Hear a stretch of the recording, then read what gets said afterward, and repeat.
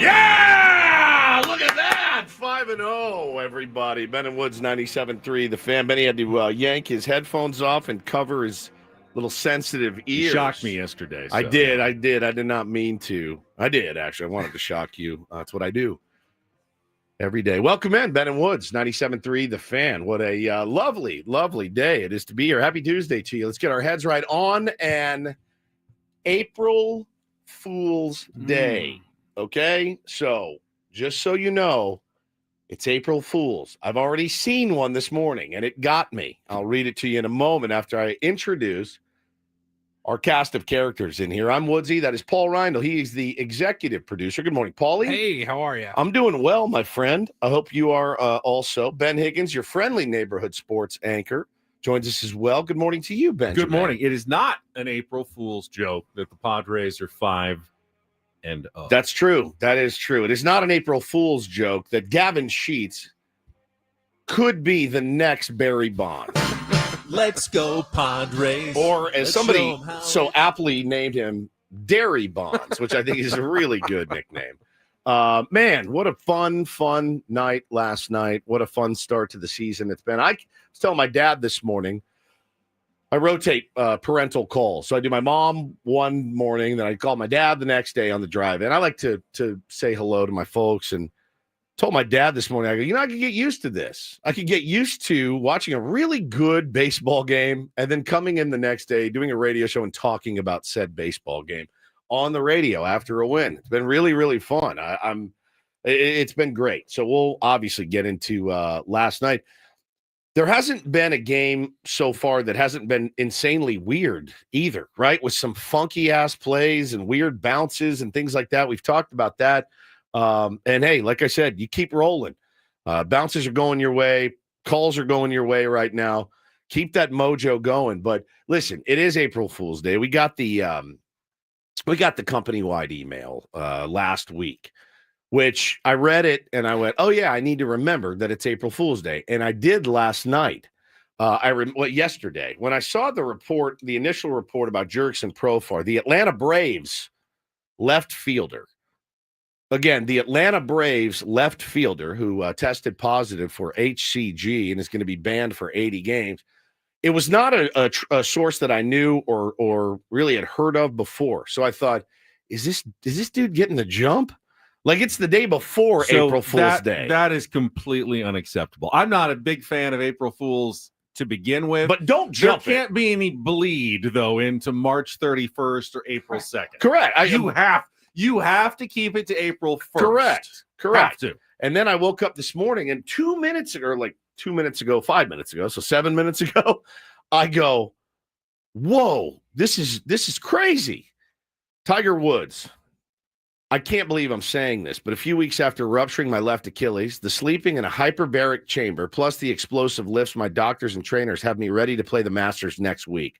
I can't wait. See y'all on the course. And I went, no way. And then I went, oh. And then he tweeted just now, P.S., April Fools, my Achilles is still a mess. So Tiger Woods will not be playing in the Masters. The April Fool's bit, man, we've talked about it. We talk about it every year. We're actually not allowed to play any pranks on you guys today. Not that we would. I don't like it. I don't like to feel that. Actually, it's kind of weird because I think I'm about to put Ben through the ringer a little bit, but it's not an April Fool's joke. You have no idea what this is about, right? I don't think so. This is not Paul, you do. I texted you the screenshots. Yeah. Yesterday. And I debated warning him, but I thought the reaction on the air may be better. Well, and I don't know how you're going to feel about it. And I don't know how big of a deal it was, but I got a text from our boss, Adam Klug, who he's always got his eye on the prize. Did you write an article for 10 News or like a post a blog? So our web team actually wrote that for me, okay, and then put my name on it, but I didn't see it until this morning, actually. So it says Merrill's meteoric rise, Padres star featured on bobblehead night at Petco Park. It says it was by Ben Higgins, posted at 3:19 p.m. yesterday. And Adam got very upset that the picture that you used was the picture that he took. It was of the Jackson I used it in Merrill my story too. Right. Yeah. which is fine. Well, which is fine. I was going to use my own if I could take the bobblehead, but they said it was for Scraby, so I wasn't allowed to take it and use it. So I didn't have anything else to use. Yeah, I actually requested it as Yeah. well, and Adam said, "No, that's Matt Scraby's." Yeah, and so I said, "Okay." I had to use Adam's picture because I wasn't allowed to take the one that was in the studio yesterday. So he got mad. You know why he got mad? It says photo by ABC 10 News. Oh, that's true. You guys Yeah. stole his. I should have told someone. I didn't realize they were going to post the photo on the thing. I should have told someone that it was there it Adam's is, your picture. Yeah. from 30 years ago. Yeah. Ben Higgins, photo by ABC 10 News. Yeah. That's that's wrong. Do you have an old picture of you? You know how I have the one headshot that I always use? That's my old like TV anchor head picture.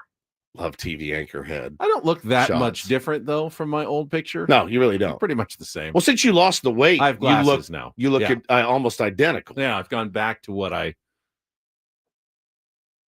Let's see. There he is. Look at him. Yeah, it's the same. Look at you. Yeah, it's pretty good. That is really good. That picture is not, you don't look like the world's biggest hard ass in that picture. Do you know what I mean? Are you supposed to in your TV anchor picture? I'm not a weird. TV anchor, but I think I would have gone with something a little more smoldering than this. You look like you're looking off into a sunset. You just kind of happy. You actually look like I'm the sports guy. I'm supposed to be happy. No, you're I'm supposed to look mean. I'm not the investigative reporter who's uncovering corruption With at the city hall with the with the fedora and the press thing, the sneer, like I'm about to get you. I'm Ben Higgins and I'm coming for you. I like just looking out at the sea. Yeah, that's that picture in a nutshell. So I actually had a conversation with Paulie about that. Yeah, Olin Mills. That's what it reminds me of. Olin Mills. Oh, gee. The Ben Files. Ben exposing corruption all over San Diego. I actually had a combo with Paulie about this last week. I think you had left. And I looked at Paulie and I go, you know what, dude? I said, after 15 years, for me, Paulie's at like 12 years, and you're at 20 years, 25, whatever it is. I said it might be time for us as a show to get some pictures done. And I don't want to look, right. I don't want to do it. Yeah, I get asked. I know, I don't either, but you're probably right. I get asked all the time, hey, do you have a headshot? Do you have a, and I send them the one that the guy photoshopped 90% of my chin out. It's the best picture of me ever taken. I mean, you see this picture, and you're like, that's one handsome MFer right there. It's the best picture ever taken. My eyes are, he did all these enhancements, not AI. This is 15 years ago. I got this picture done. Paulie's probably has it somewhere. And if not, you've seen it. It's the only picture I use because it's the only picture I've ever looked good, ever. Is it the ghost picture? No, not the, it's the ghost. It's it's me. And then they enhanced that ghost picture. It's the original OG picture of me when my eyes are popping brown. I just look, he shaved off literally all of my gullet. I mean, I really look good. He put a dark shadow under my chins. It was so it's not beautiful. really you anymore. No, but it's a headshot. Like it looks really, really good. Some fictional creation. Pretty of you much. that It's doesn't me. really exist. It's the me that I've always wanted to be, is what it is. And so I told Paulie, I go, hey man, we have to do it. We have no pictures of us as a show that are professional. Why don't we just pick our favorite celebrities, use Use those them? as the pictures for us? If we're not going to use actual real pictures of us, just pick someone you like that you want to look like. Just Tom Arnold picture or something. No. Just pick anyone you want. Hey, this is Ben and Woods, and I'm that guy. Who's that guy, Glenn, the real handsome Glenn guy? Powell. Glenn Powell. Here's Woodsy. This is Glenn Powell. Yeah, so it's that picture, Paulie. I don't know why they made my face all white like a corpse, but it's that picture with the normal color in it. And so I thought it's probably time we get some professional radio headshots and pictures. What are your thoughts on it? In, out? You're probably right. We should do it. I'm not looking forward to it, but I don't want to do it. Set something up. So I want to go back to the problem is that we're going to do it and we're going to hate them. And that's the thing. I do need a handful of like just default pictures that have been approved by YouTube divas that can be used on images and stuff that we do throughout the year. Because right now I have like like one to choose from. It's horrible too. I hate them. I've never taken a good picture, so I need somebody that is. And I have like 6 years worth of fat Ben photos. Yeah. But not as much. I would like to get New rid of Ben. those as much as possible. Clearly, Kurt says Ben looks like Tom Cruise in Risky Business. Yeah, See, just take a picture of Tom, Tom Cruise Cruise. from Risky Business and use it for me. You know, Actually says Burn looks Ike. Burn looks Tom like. Cruise in Risky Business, but Sometimes you just got to say what the F. All right, yeah, I think we need to do it at some point to like and really like kind of almost make a day out of it. Show pictures first of us doing cool stuff. I don't know what we'd be doing. I'd like to make it funny of us like running down the beach and stuff. Maybe a Ben and Woods calendar. Ben and Woods calendar would be pretty solid. 2026. Sell it for charity. So yeah, man, I don't know. I it's probably time that we do it. I hate taking pictures. I got a really nice DM the other day from a professional photographer. She's really good too. She goes, "Oh my gosh, your family's so beautiful. Please let me take pictures of you guys." And it gives me instant anxiety. Instant. do they still have those glamour shot stores at the mall? I would do that where in a you can heartbeat. go and Ooh, take why don't we go do the boudoir Western photos. Saloon at the fair? Like the three of us as gunfighters. Ben's the sheriff. Paulie and I are the gunfighters. So they once did that for the Padres media cover with like Kevin Towers and John Moores and Larry Lucchino, and Yeah, they're all I've seen dressed that, in a Western photo. like they're 99. gunslingers. How embarrassing, dude. somewhere around, but early 2000s, I think. Yeah. I mean, all right. So maybe we'll do it. I need it because I was featured in our show was actually featured in a local publication recently, an online magazine that my friends the Smiths run, and it was about opening day and everything else. I need to find it and I'll tweet it or whatever. But she's like, I need pictures of you guys. So I just sent her these like grainy pictures from spring training of us interviewing players because I don't really have our buddy Brian took some good ones of us in here, but even in those, I look like a whale. So he took pictures of me from the side. I'm like, Brian, you never take pictures of me from the side where the gullet is dripping and hanging. Like I said, let's Steve, a behavior buddy. it is, but it's also like, hey man, if we're gonna post stuff, let's make sure that we give it the old seal of approval. So maybe we'll get some of those. Those were the last time we took like real shots for Yeah. our show. Oh, YouTube Paulie, stream. how dare you? Both of us holding bats. I'm in my suit. You're in just a hat and a jacket, but we're both holding bats. I'm choking up on mine like I don't know why. Like Ty Cobb. Ben has 2 strikes on him in the bottom of the ninth. Doesn't get any better. Paulie, I will kill you. I hate you. Talk about April Fools. God, get that out of my sight, bro. So is that the picture where they added 4 chins to each of us? If you have one where they took 90% away, I swear to we God, this also have was some where they've I'm added gonna some die, extra chins dude. on Who us. did these? I think they were done here. By somebody if I'm not here. mistaken. Shocker. And I think Oh. the big fajita. You know was what? In charge of that For everyone photo who is shoot. not watching our YouTube stream You're and is missing listening in the out. car, you're missing out, and I'm so glad that you are. You are. Not seeing. Look how porky you were. I don't remember you like this. Look at your neck. I don't remember you like this. I just Necks, plural. April- I see 6 there. April Jowls, says Dominic. Benny, I don't remember you being like that. I really don't. I have blocked it out of my mind. I don't see that in you. I always saw the skinny Ben in there. Oh, I appreciate that. He does look like a Sopranos promo. It really does. We will come to your house and kill you and talk sports as we do it. That is. Please get it off the screen for the love of God. I'm staring at it here. I'm begging you to get it off. I'll kill you. God. Oh, I'm sweating. Kinda looked like a wiener with a little face on it. Nate says D-line for Alabama. Oh, I hate it. I hate it so much. I hate it. I hate it. I hate it. Like, and those were the best ones that they sent me, by the way. They sent those to me. Hey, let us know if the guys approve of these. And I think I wrote back, are you insane? Are you insane? Are you crazy? Are you on drugs? It's not even being a diva. It's like, hey man, I'd prefer not to look like a fat piece of ass in every picture. I know this is a radio show, but if you have any like bad picture stories and are willing to share them with us, I would I would love to see them on this April Fool's Day. Also, if you have any nudes, we'd love to see those as well, Ben.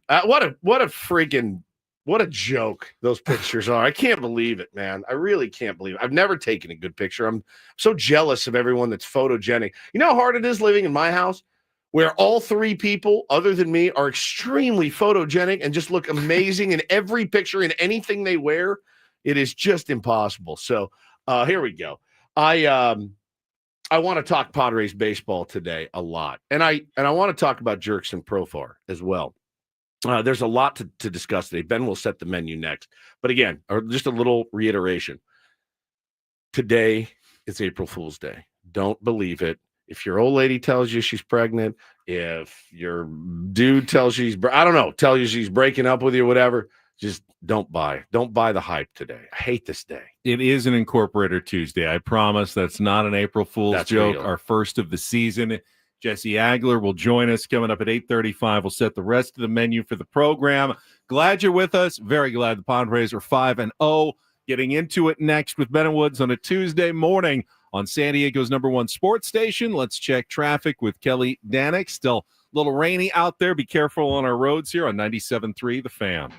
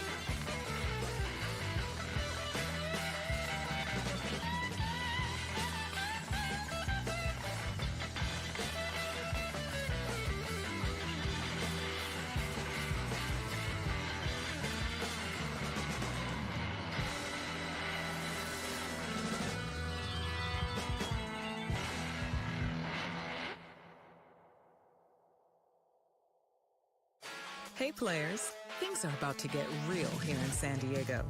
Introducing the all-new Jamul Casino Resort. With a 200-room hotel tower, exciting new eats and drinks, plenty of new places to play, and a luxe spa and salon. Hello, rooftop pool and deck. It's where players can play their hearts out and enjoy all the perks that come with it. It gets real this summer at the all-new Jamul Casino Resort, the players' place.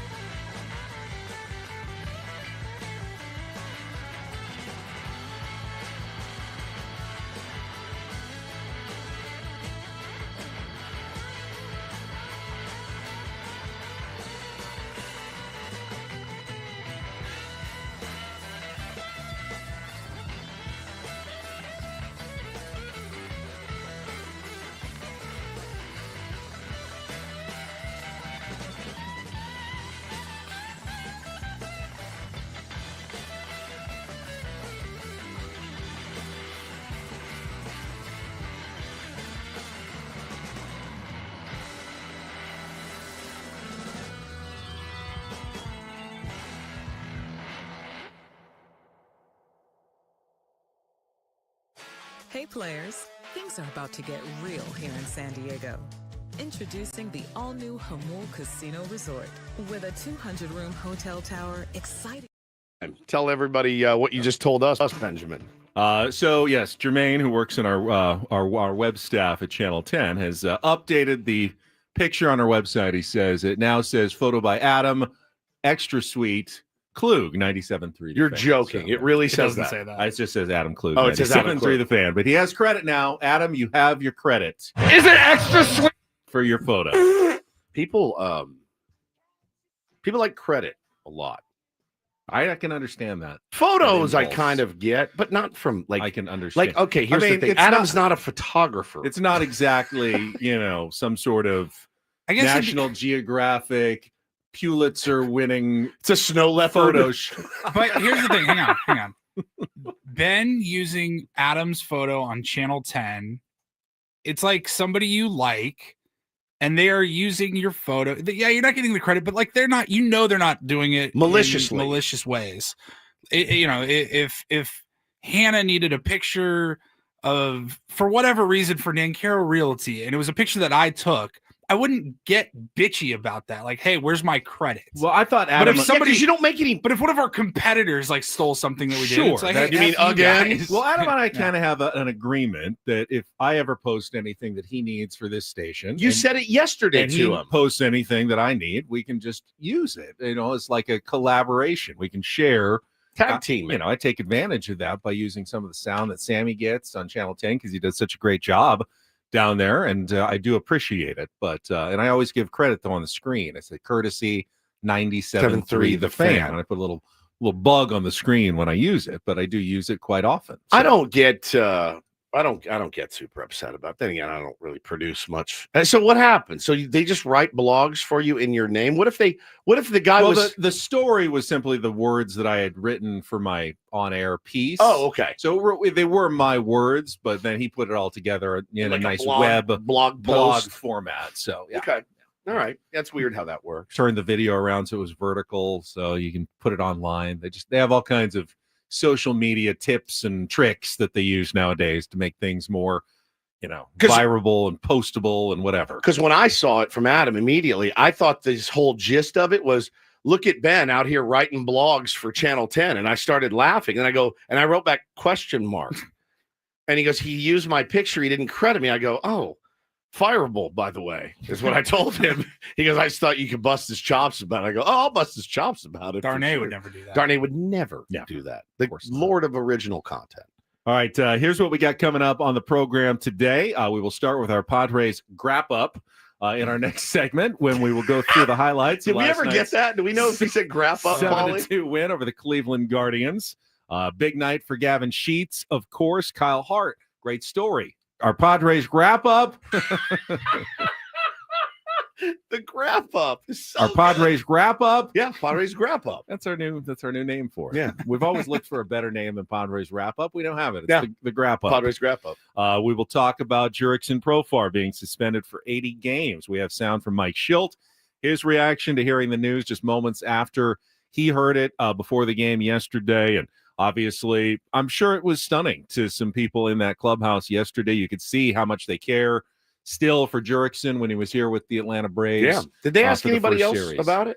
I did not see I any didn't any other quotes about it. I did see some quotes about the new torpedo bats from players around the Padres clubhouse yesterday, and we'll get some thoughts on that and whether the Padres will be experimenting with the Yankees torpedo bats.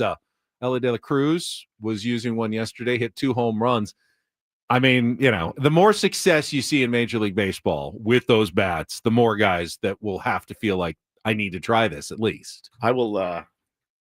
I'll fill you in on it as soon as mine arrives in Uh-huh, 5 to I knew 7 it. business days.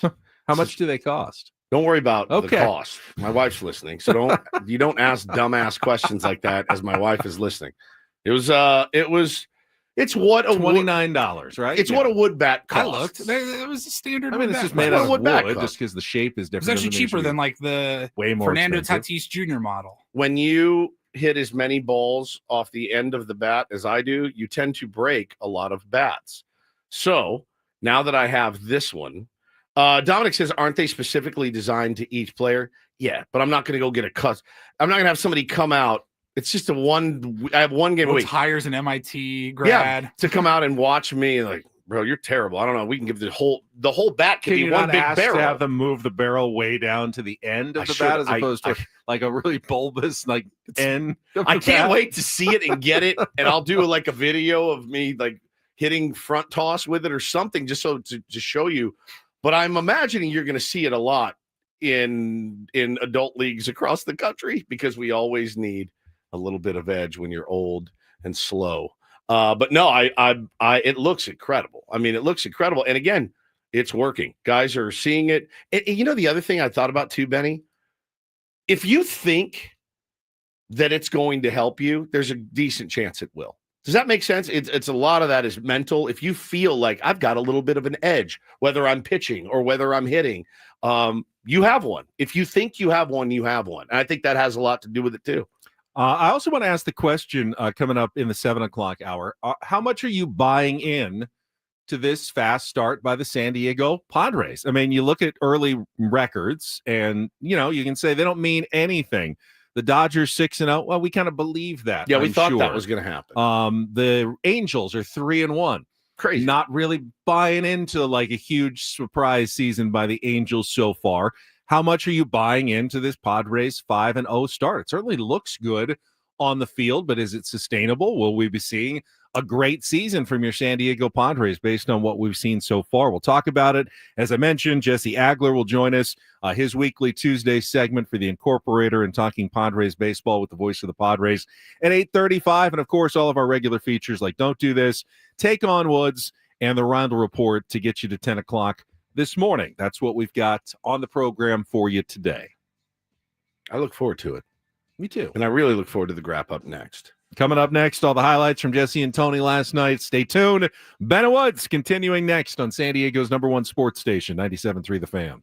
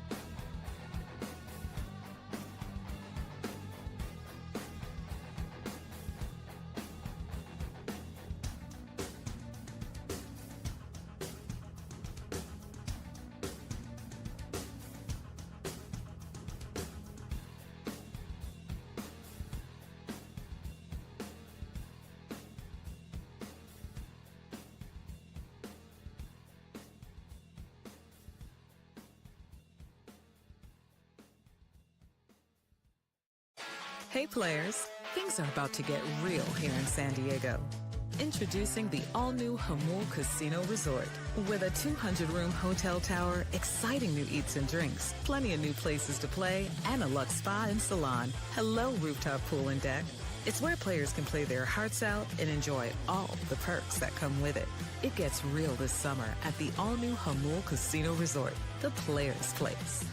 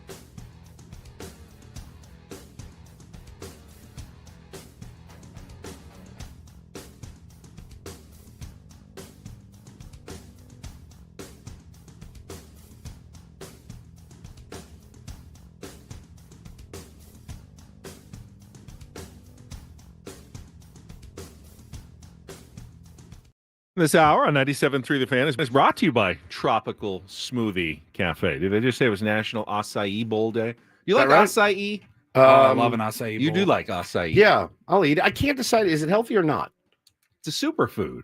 I hear that too, but if you slather it with all the things that come in it, like chocolate chips and Peanut butter. fruit and peanut butter, is it really, I is don't it know. I healthy for usually you get or the is standard, it not? the purple acai Yeah. Just because stuff, something and then is some strawberries, high- some blueberries, some so granola. just because something may be high in calories doesn't mean it's bad for you. Now, if you're trying to lose weight, it may not be the best option for you. But if you're looking for good, natural, healthy ingredients and vitamins and stuff that you want to get from fruit, and then of course fruit is always good for you. It's just not good for people who are sometimes trying to watch their weight. I'm skeptical of it. And I'm skeptical of it because it's really the only thing my 4-year-old likes to eat is acai bowl. fair. So It's fair. if he likes it, then how is that good for you? I think he looks at it like ice cream. But I've had it. I like it. I never remember to order it. Now, I like smoothies a lot, though. I really love smoothies, and I realize it's a lot of sugar. But I'm like, all right, I don't know. I'm trying to figure it out as I go. I really don't know. See, I make a smoothie. I haven't made one in a couple of weeks, but I usually would have 2 or 3 a week in the mornings. Yeah. And it's nothing but fruit, a scoop of Greek yogurt, some protein powder. Put a little spinach in there. No, I do it's like a tropical fruit smoothie. Delicious. I'm not adding. It's just the natural sugar in the fruit. Right. I And, put a little which it's spinach still in mine. Sugar, because fruit has sugar. So if you're trying to watch your weight, it's a lot of calories, but it's good for you. Yeah. All right. I eat a lot of fruit. Like I'll put a scoop of protein powder in the smoothie, Sure. and you're like, that's a meal replacement, essentially, like a lunch or something. I like, yeah. But if pressed, I'll take a smoothie over an acai bowl. Okay. All right. Let's Especially one from Tropical Smoothie Cafe. Why? Simply the best. All right, let's check traffic, and then we'll come out with our Padres Wrap-Up with Tony and Jesse next here on 97.3 The Fan. From the 855 Get Ross Traffic Center, protecting San Diego after accidents or injury, here's Kelly Danick. Traffic is sponsored by your local San Diego County, the UPS stores. Well, no incidents, no accidents, no surprises on our roads at this time, meaning, of course, you're going to start seeing some of the usual slowing in the usual spots. Yeah, we're looking at US 52 heading out of Santee. Coronado Bridge was backed up earlier, heading over to the island, but looks like things have smoothed out nicely, so really no delays for you there. Your local San Diego County, the UPS store locations are hosting a shred event from April 7th through April 15th. 50% off shredding services. Visit theupsstore.com for the location nearest you. See store for details. And Kelly Danick with Ben and Woods, San Diego's #1 sports station, 97.3 The Fan. I love winning, man. I love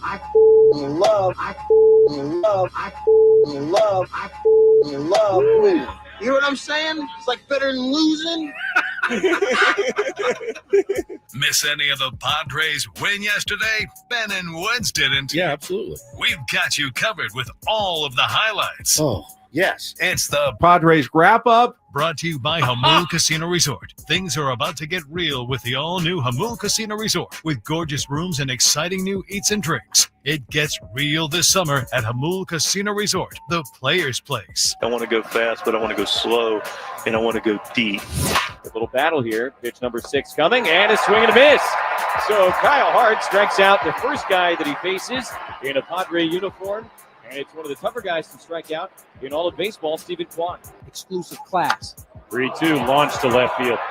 Hayward going back. He's at the wall. All he can do is watch that. Is a home run for Jose Ramirez, his first hit of 2025. So the Guards will take a 1-0 lead with 1 out in the top of the first inning.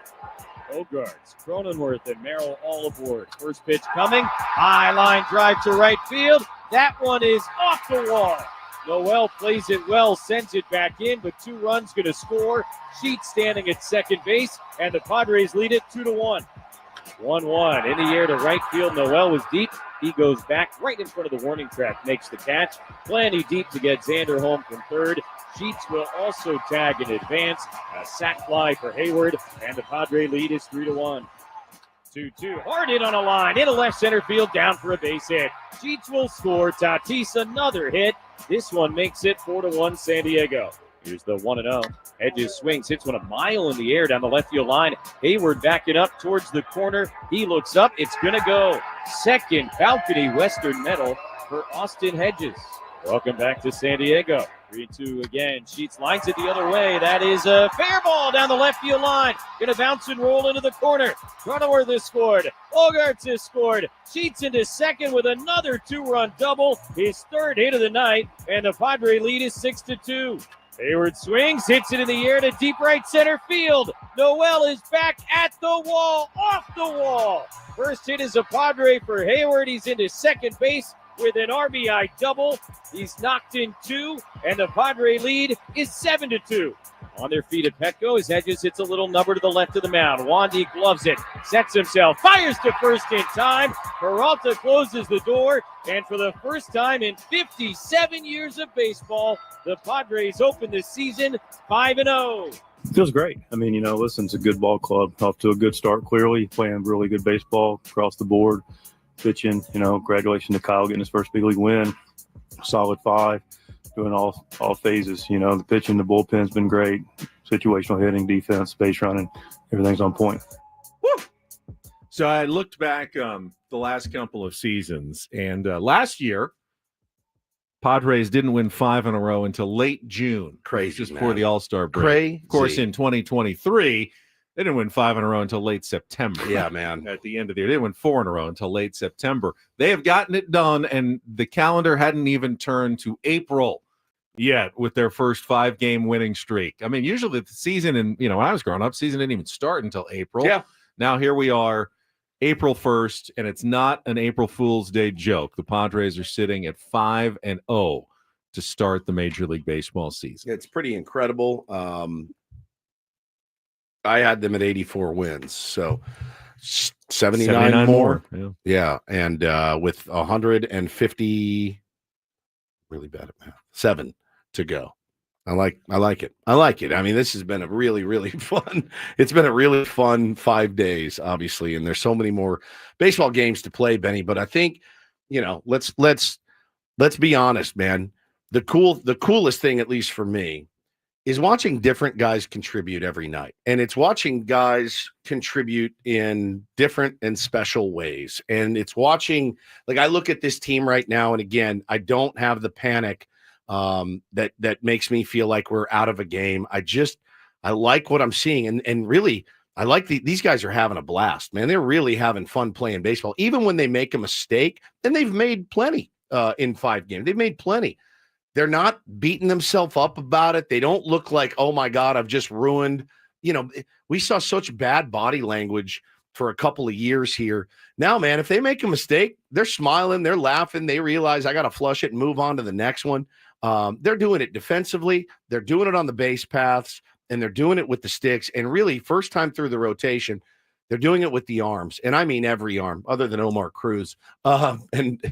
Everybody is contributing to these wins. Yeah, Kyle Hart, gave up the home run, not a crime, to Jose Ramirez in the first inning. That's not a crime. The next one was an actual crime. He's suspended for 30 days. It was a little tough to see Austin Hedges go deep at Petco Park again, but it didn't matter. That was it for the runs. You give up solo shots. How many times do we say it? You hear baseball broadcasters love to say it, but it's true. It's absolutely solo true. home runs are not the end of the world. It's actually, think about it. If a guy gets a hit off you on a 3-2 count, and then you walk the next guy, and then it's 2-0 to the guy after that. You've thrown 12 pitches. You got 2 guys on. Guy hits a single. It's 1-0.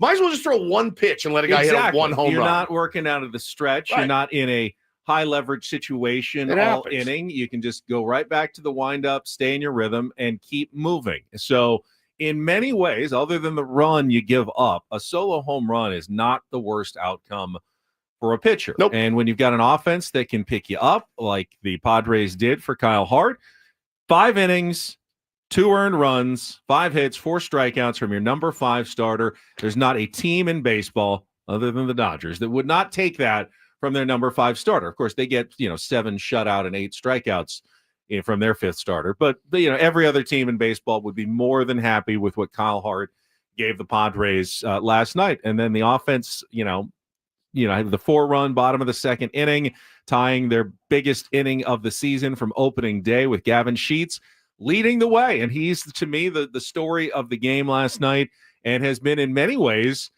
one of the biggest stories for the Padres here in the first week of the season. The pickup from the guy that was let go by the worst team in baseball history, the Chicago White Sox last year. That is not something you write on the first line of your resume. Yeah, I played for the worst team in baseball history, and they thought I wasn't good enough to be on their team, and they let me go for nothing. So I latch on with the San Diego Padres, and now, like you said, look like the next coming of Barry Bonds here in the first week of the season. 3 for 3, 4 more runs batted in, 2 runs scored. He's hitting .500 with a almost 1,400 OPS so far this season out of the 7-hole for the San Diego Padres. That's ridiculous. Gavin Sheets, Fernando Tatis Jr., and Dylan Cease. Is there a White Sox fan out there that's just like, I hate San Diego so much? No, I think they're saying I hate the Chicago White Sox more than anything. It's not San Diego's fault.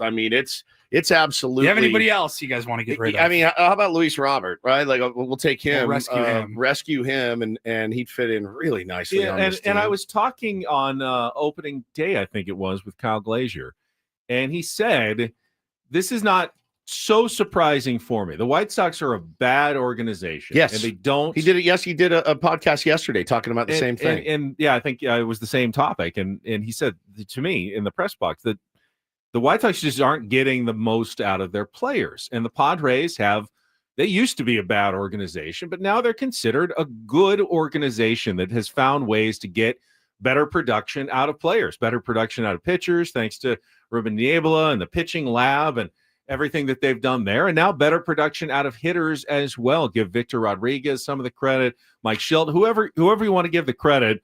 AJ Preller ultimately is the man responsible. And his team scouts. There was somebody tweeting about it last night, how hey, listen, this fully goes to what's his name? DeYoung? Pete DeYoung. Yeah. Pete DeYoung and his the pro staff. scouting department for the Padres does an excellent job. They went and saw something in Gavin Sheets and said, hey, man, he's a tick away. Let's get him in here for nothing and see if we can get this guy to buy in. And he absolutely did. And I'll go back to his quote. I'll go back to his brilliant interview with Gwen and Chris when he talked about, man, you work your ass off in the morning at spring training for 4 hours and you're feeling so good. You go out and you K and you roll one over. It's hard. It's really hard to trust in that 4 hours that you put in and believe it's the right thing. Hitting's really, really difficult. And he looks right now, Benny, like there's not a pitch you can get by him. He's seeing it up. He's seeing it down. The 3-2 ball that he hit down the line in left field. Did you see the slow-mo where he just – Eric Burns described it one time as, when I got 2 strikes on me, it's a little bit crass, but he said, I just wanted to put my D on the plate. You're not getting it by me. I'm putting my D on the plate, and I'm going to fight up here. And if you saw the slow-mo last night of the hit down the line, did you see his head? It was staring just straight down like, I'm not getting beat here. So much so that I think he thought he fouled it off. I think he because did. He was kind of surprised when he saw it fair go down the line. Because he was so locked in just to making sure that, hey, I'm making contact here. We're doing something with this ball. But, yeah, I know. He was locked in.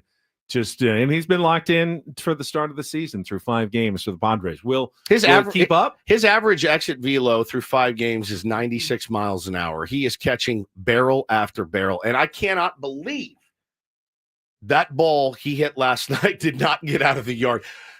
Coincidentally, was not tracked. His exit velo on the ball that he hit off the line. I mean, it looked like it was 150 miles an hour off the bat. They didn't get it, and I don't know how or why. I know that the Guardians hit the 2 home runs. It was a really bad night to try to hit a home run, especially to right field at Petco Park. Misty, cold, rainy. I think the wind was not helping that direction. Jason Hayward, when he hit his, he thought it was Jason Hayward's hit a lot of home runs. Played baseball a long time. I could tell from his body language, he was 100% sure he had hit a home run for his first Padre hit. Now, he still made it to second, double RBI. It was a good piece of hitting.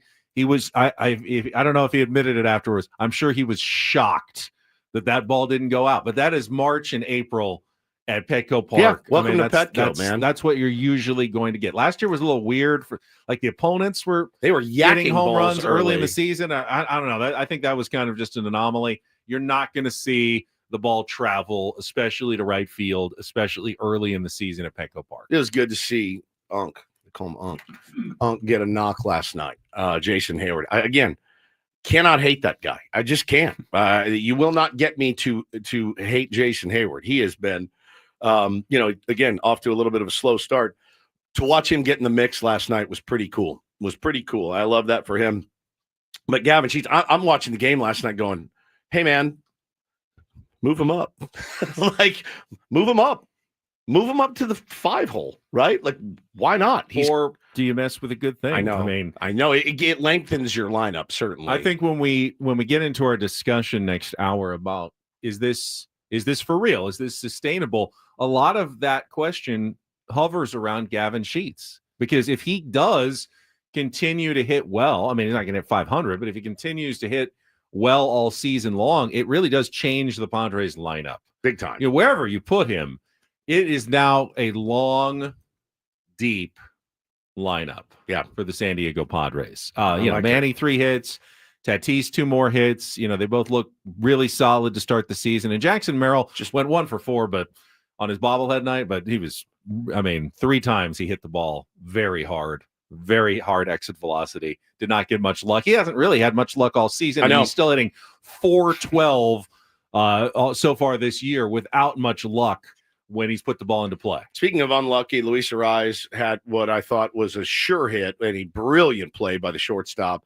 Brilliant play to get him and throw him out. Did get a knock, tried to stretch it into a double. It's not going well for him right now, but again, my level of concern is at a 0 with Luis Arraez. We'll be all right. And the bullpen continues to get the job done. We'll have more Padres talk for you coming up in our next hour. Also want to hear the reaction to the Jerks and Profar news. I think we were all pretty stunned yesterday when we heard about the 80-game suspension. We'll get to that.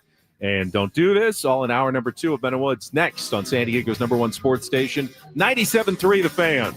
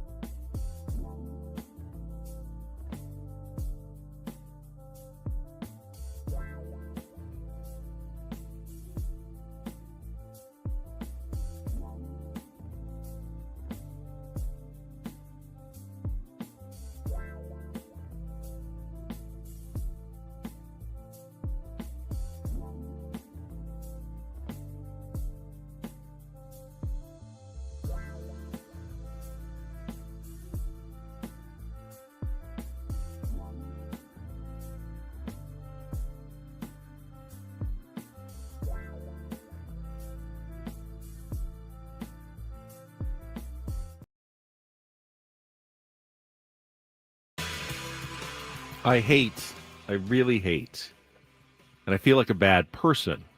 Dodger fans. No. Oh.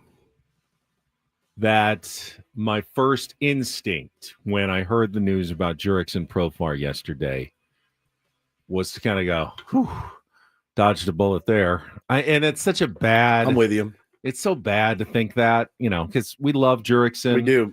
And I actually wish for his success other than when he plays the Padres.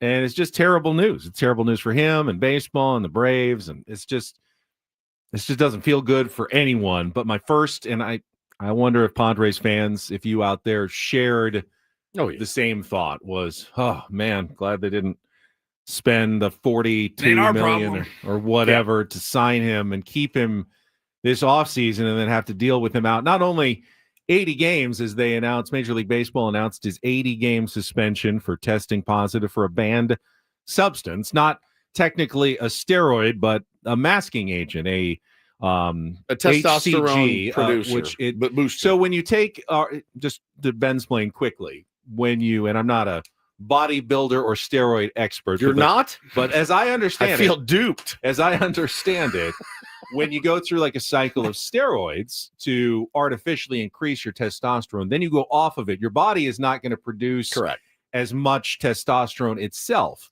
And that is one of the signals that tells the testers that you've been taking steroids.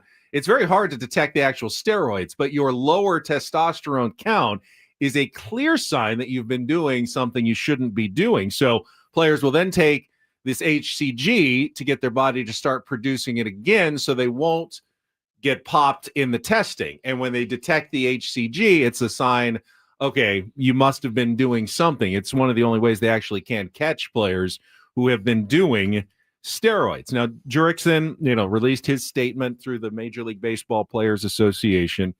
Braves fans, today is the most difficult day of my baseball career. I'm devastated to announce that I have been suspended for 80 games by Major League Baseball and the Commissioner's Office for testing positive for a banned substance this offseason. This is especially painful for me because anyone who knows me, has seen me play, knows I am deeply passionate about the game. There's nothing I love more than competing with my teammates, being a fan favorite. I want to apologize to the entire Braves organization, my teammates, and the fans. It is because of my deep love and respect for this game that I would never knowingly do anything to cheat it. I have been tested my entire career, including 8 times last season alone, and have never tested positive. I would never willingly take a banned substance, but I take full responsibility and accept MLB's decision. I'm devastated I won't be on the field with my teammates for the next 80 games. I look forward to competing again at the highest level this season upon my return. Of course, even after he returns, Jurickson and Profar is no longer eligible for the postseason this year. That is part of any steroid suspension in baseball. So if the Braves do bounce back from their 0-5 start now, as they lost again to the Dodgers last night, Jurickson wouldn't be able to be in the playoffs with them this year either. Yeah, I mean, look, there's so many layers to this with Jurickson and Profar, and really any guy that gets popped for any banned substance. We've heard every excuse in the book. As someone that had to take HCG when we were trying to get pregnant, I was on testosterone through the Total T clinic, right? For years, talked about it on the old station. And, our fear was, oh no, you're not going to be able to get pregnant. So yeah, take some HCG, you take it very little bit and you just kind of pinch your fat and you shoot it in. Doesn't hurt. It's nothing. And I did it 5 days a week for like 5 weeks. And we came back, tested, and everything was fine. And then had the kids. So I got 2 beautiful boys because of it. It helped produce testosterone again. But look, my suspicion is this. My suspicion is that a lot of guys try to beat the system in the off season. My suspicion is that Jurickson and Profar told us and everybody, man, I'm beat. I'm gassed. My knee is shot. I'm playing on one leg essentially after the season. Hits free agency and says, I'm going to do a little cycle to get my body back and recovered so that I can lift again and run again and do all the things I need to do. And then finishes the cycle, takes some HCG to build that testosterone up again, and then gets popped for it. What I was a little confused about is they said he was tested in the off season. Now, I don't know when that happened. You're telling me that test wasn't in before opening day? It wasn't. You let him play 4 games? It's quite possible, and I believe this was the case when Fernando Tatis Jr. It's quite possible they've known about this for a few weeks. It takes a while for Major League Baseball to make the announcement. Jurickson may have been aware of it for a while, and they don't tell the commissioner's office. I think the players' union, they contact the player first, and they say, hey, this is coming. And he probably did know that this was going to come. A terrible very feeling, awkward man. way to start the season, knowing that this is hanging over your head, which I believe was the case with Tatis as well, that it was kind of hanging over his head for a little while before it becomes officially announced and the suspension kicks in. So that's possible. Why the timing of it and how it worked. But now when he says I would there's no other way to take HCG without not injecting. That I saw. I mean, you can't really say I would never knowingly put something into my body. Bro, you're putting a needle into your body, into your belly, essentially. Like, is where you put it. It's him. It's Rafael Palmeiro. It's anybody in the span of baseball history that's ever said I didn't knowingly put this on, but when you put a needle into your body, and we were all unless that's the team doctor, what are you doing? We were all kind of confused why they went out and got Verdugo, and what the depth piece for them or whatever. No, I mean it like you said, they probably traded for an outfielder yesterday. Yeah, traded for an outfielder yesterday. An hour before that news came out. Again, I don't know, man. If here's the way I look at it. And of course I saw Dodger fans taking some weird victory lap about Will Smith yesterday, and that's fine. I mean, I think had he popped last year, he would have popped. He didn't. Whatever he did, I'm not saying he didn't do it in the preseason. I'm just saying he didn't fail a drug test when he was with San Diego Padres. He failed a drug test when he was with the Atlanta Braves. It's the Atlanta Braves problem. I see what you're saying. You can't call into question every number prior to a positive test from every player who was ever tested positive. Well, think about and it's funny coming from the Dodgers, right? It's really funny coming from them, who have taken more scrap heap guys. And then they've had career years when they got to LA. Not one of those guys do I look at and go, oh, you were clearly juicing. Max Muncy, Chris Taylor. How many guys have they brought in off the scrap heap, cast away? Trace Thompson. Bro, there's a dozen of those guys. I don't think they're juicing in LA. I don't think they're juicing in LA any more than any other team juices. I just think sometimes guys do figure it out a little bit and get on a roll. Yeah, but let's not be naive. There have been some, I'm sure, athletes who have completely, innocently, and mistakenly used a product that they thought was approved, or for whatever reason, were given something that they were told was 100% fine, and it caused a positive test. But it would be naive to think that the majority, or not to think that the majority of people who have tested positive for performance-enhancing drugs did so because they were doing performance-enhancing drugs. Correct. They're still pervasive from everything we've heard. I think you agree with this. They're still fairly pervasive and prevalent in professional sports. I got a text from somebody in the game yesterday that said, you'd be. I have a friend that's a bodybuilder, and he knows a lot about this stuff. And he's the first guy I reached out to, and he goes, man, the way that protocols are set up, they don't want guys to get popped. He goes, every time I see a guy get popped, it makes me literally question, did they want to get caught?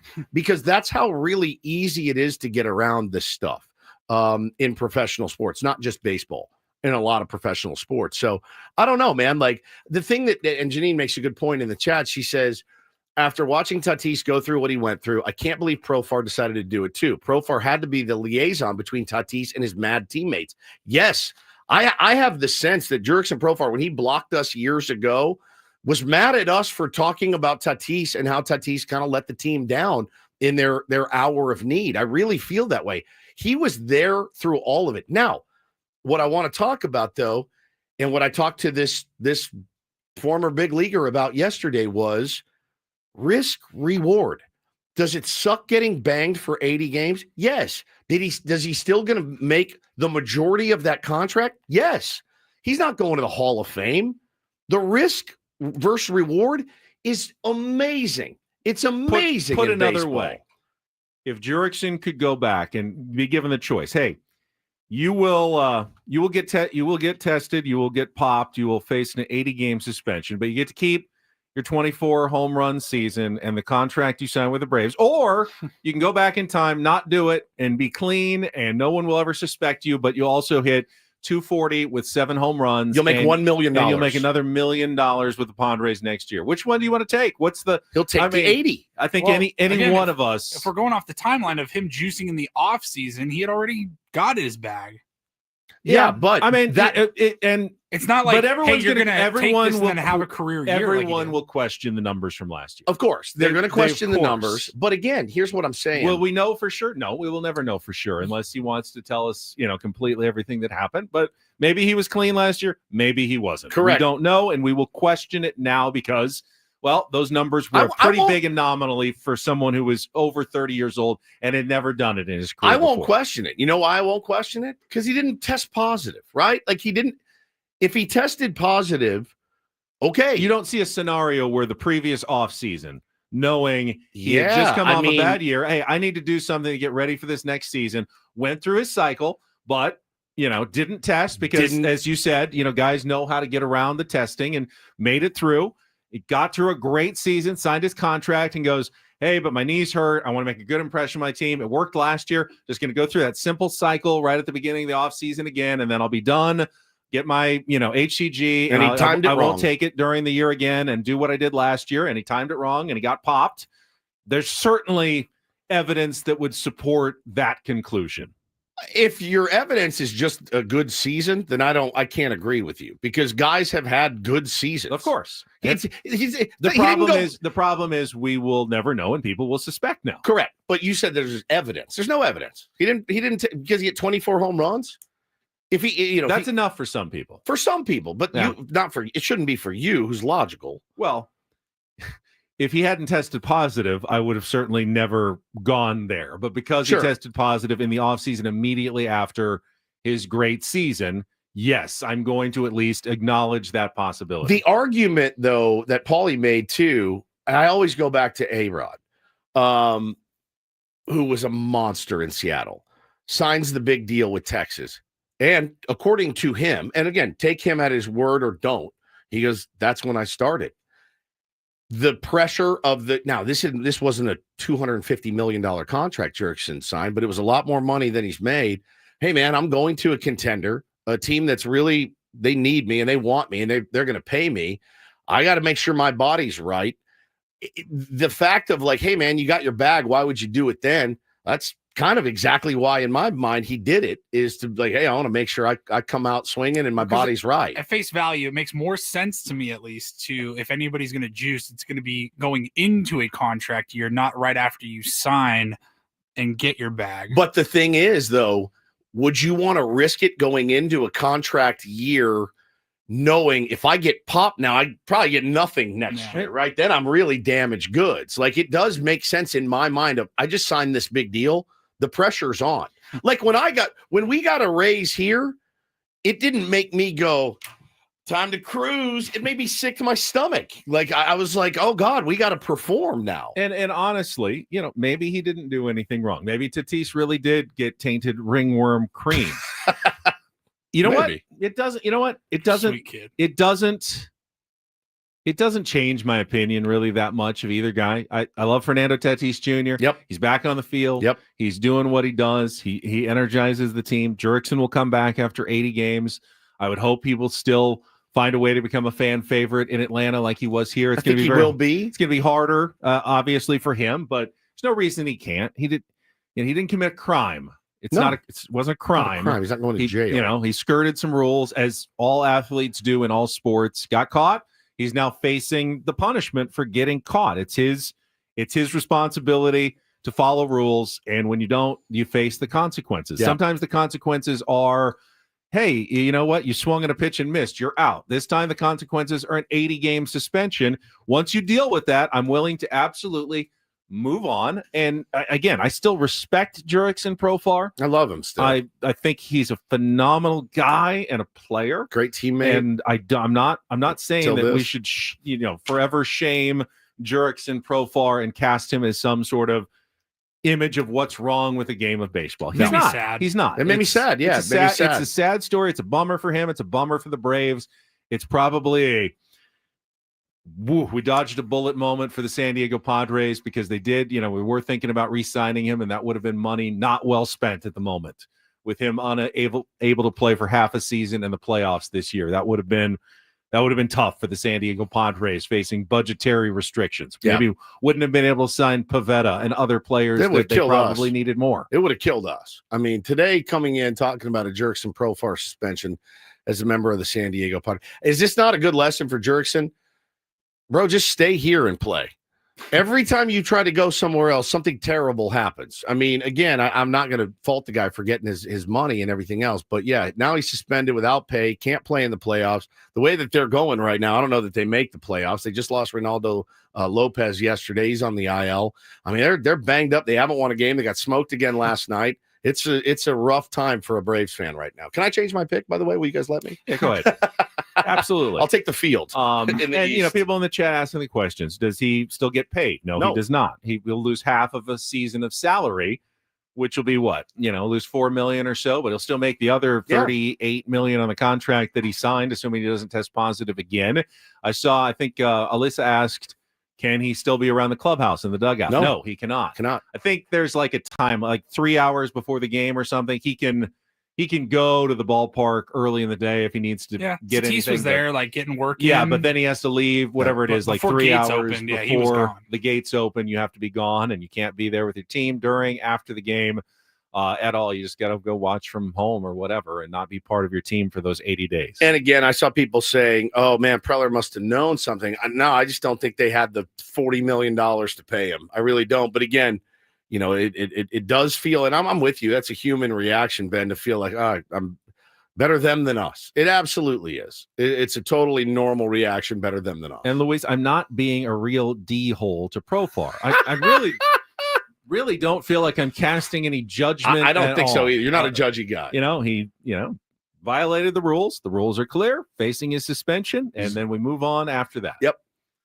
All right, let's take time out. That was obviously a don't do this-y topic on the segment before Don't Do This, but we'll get into actual DDT coming up next. What'd you got? Anything you want to get to? Just all of the fun. The A's rough first day in Sacramento. Yeah, that was a tough one. I think we can get to that as part of DDT when we come back after a check of traffic. Bennett Woods on 97.3 The Fan. First, I want to tell you about SDFatloss.com. No injections, so no chance of, accidentally triggering a positive test for anything with SDFatloss.com. It's just based on eating real foods you get at the grocery store, not buying shakes or bars or mixes, following their proprietary strategies. Your counselor going to lay it all out for you, support you every step of the way, and you can lose weight fast, up to a pound of fat per day, up to 10 to 20% of your body weight in just 60 days. I lost 40 pounds in 60 days on the SDFatloss.com program back in the summer of 2023. I have kept that weight off now nearly 2 years later because it's sustainable. No exercise required either while you're losing the weight. Just follow the program. You can do it as well, and do it now before the summer season hits. The weather is about to get nice in a few days. You get it in shorts and T-shirts. You can lose weight and feel great. And, be outside and love the summer after you've lost the weight. Just get your free consultation by going to SDFatloss.com.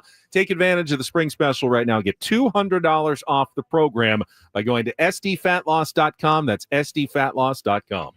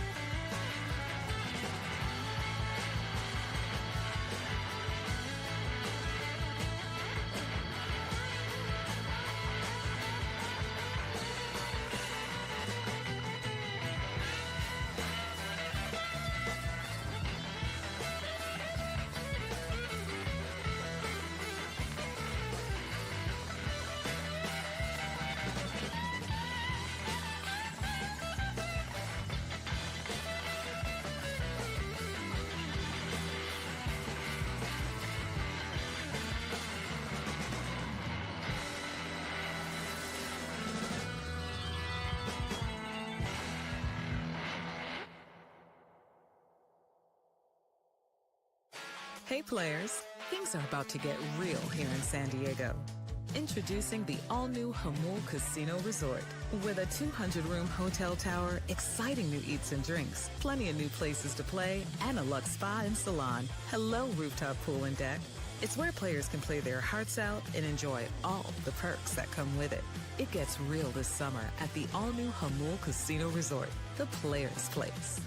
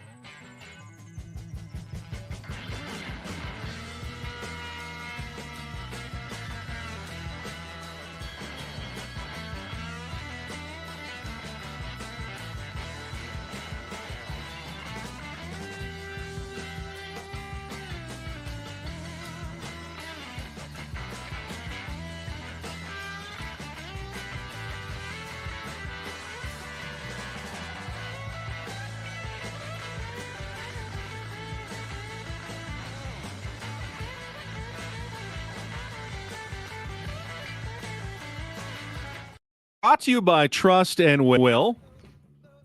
No. Don't. I just asked, are you ready? Don't leave your entire estate, house, kids, and life savings up to chance if and when you die. Set up a Trust or Will online at trustandwill.com. This is a lot more affordable than you think. Visit trustandwill.com for more. I thought you meant, are you ready for don't do this? I was like, yeah, I'm ready. No, I I got meant, my are story. you ready for your role in me reading the sponsor? All right, so it's a new thing now. All right, we'll do it. All right, I will start in our state capital, Sacramento, California, where if you squinted a little bit, you might have thought, the A's had a decent offseason. You know, they signed Luis Severino, they extended Brent Rooker, try to get a little momentum with 3 years in a minor league ballpark coming up. And then they played the first game in Sacramento. Couldn't have really gone much worse for the A's yesterday. Starting with the picture that leaked online of their leaked. I mean, not leaked, they just posted. It's not leaked, yeah. So the corrugated metal shed, a tough shed down the left field line that serves as their media room.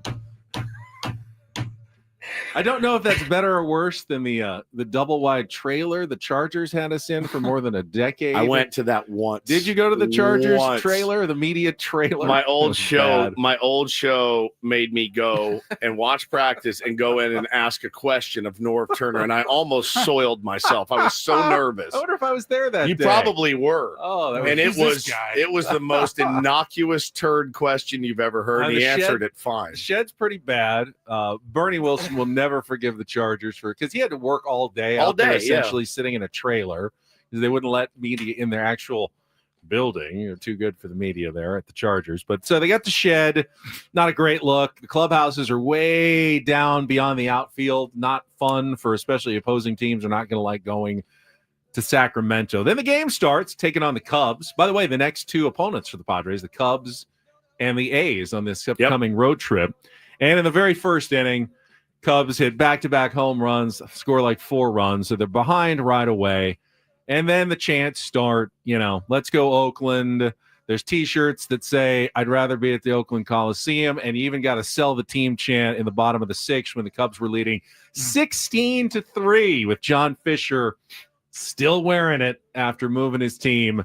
A rough start for the Athletics for their stint in Sacramento, however long it lasts. Yeah, many people are they're still even questioning the move to Vegas, and that's the worst part for me is this actually going to happen? Are they actually going? Is he going to get to the friendly confines of Las Vegas, Sin City, where everything is forgiven? He can huddle up in a penthouse mansion, penthouse condo, and say, "Okay, we finally made it." But if he does, Ben, it's going to be 3 long seasons at least, them playing in Sacramento. I got friends going up to the game next week to go see the Padres play in that little ballpark. It's going to be a weird experience for those guys.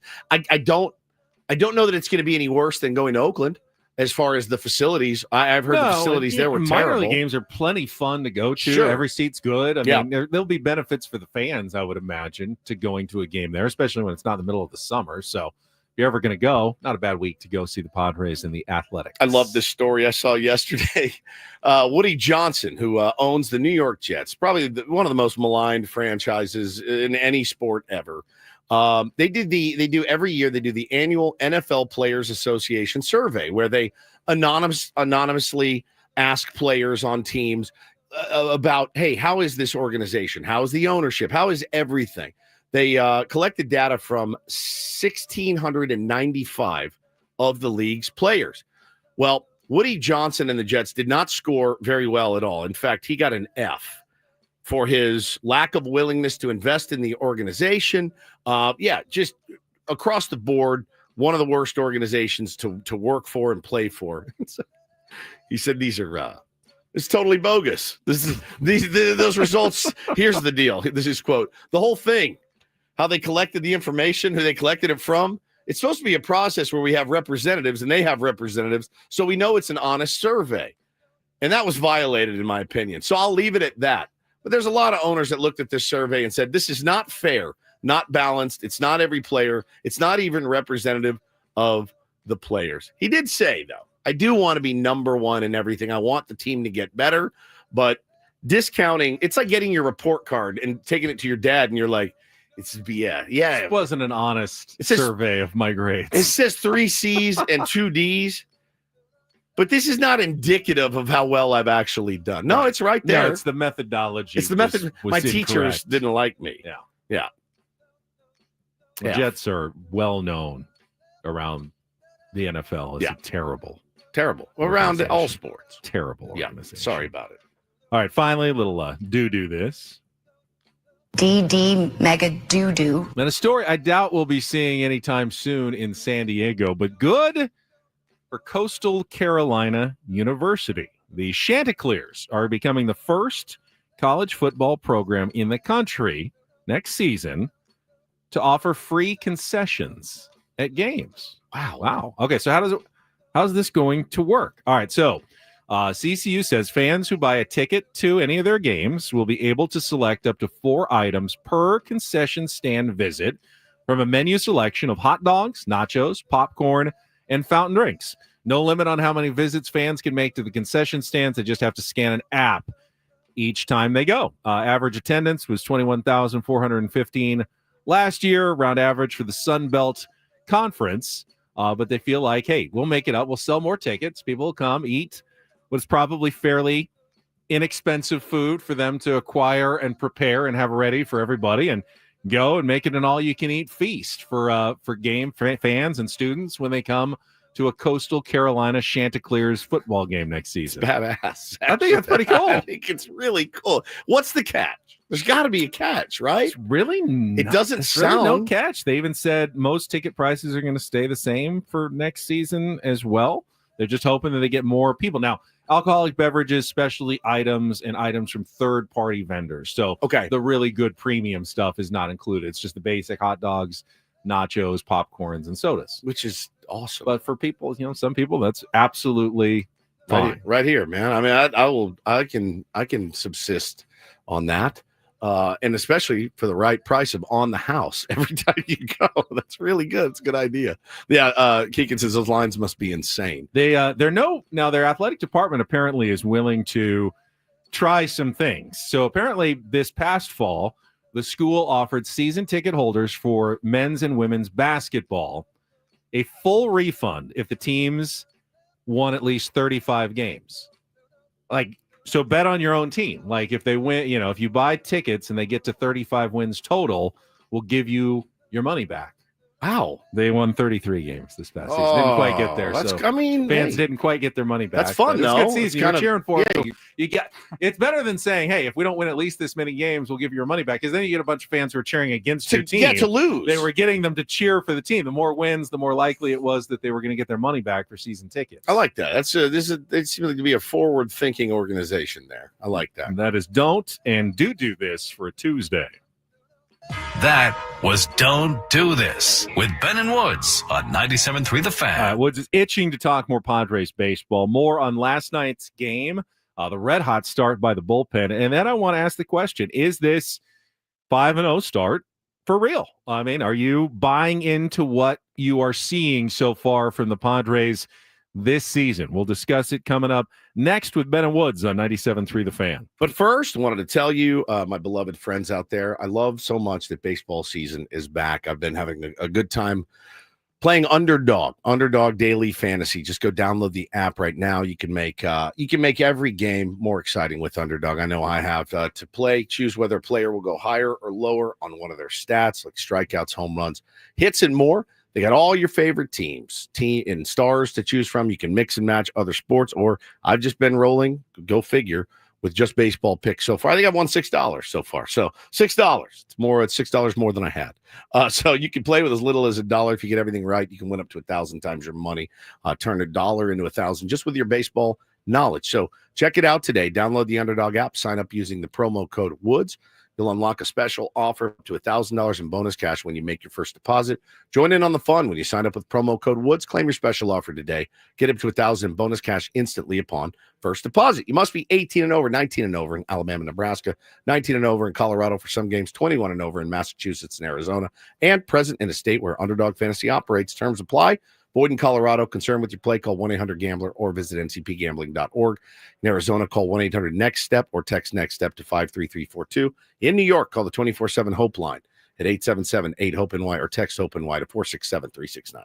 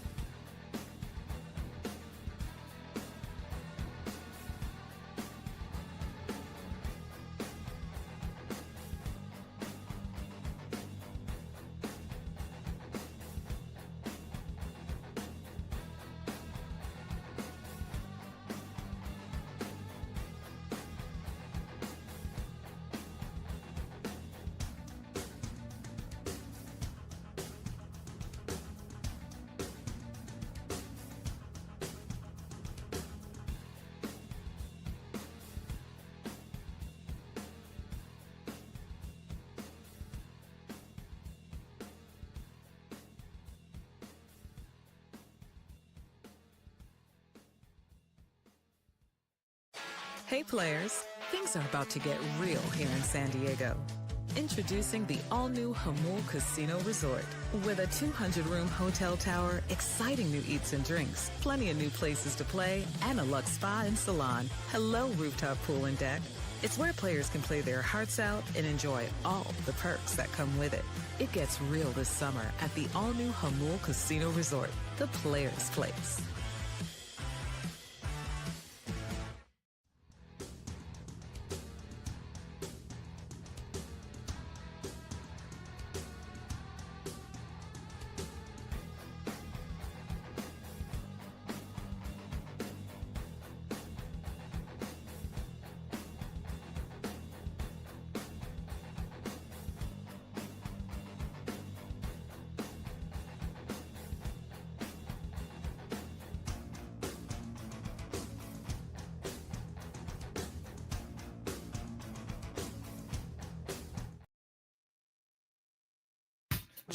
Got a request in the chat. I mean, this isn't, top 40 request radio, but I thought it was a good request over the break. So, are you guys going to talk about Manny's interference play yesterday? It was unreal, man. It really was. And it was such a critical moment in the game. Kyle Hart was a bit on the ropes, in his fifth inning, 2 runners on. I said to my son, we were watching the game, I said, this will be the difference between a good start and a bad start. Correct. What happens on this next batter, is going to determine. If Kyle Hart gets through 5 innings, 2 runs, that's a great start for a fifth starter. If these guys come around to score and he gives up 4 and he's going to probably get a no decision, doesn't make it through, huge moment in the game. Yep.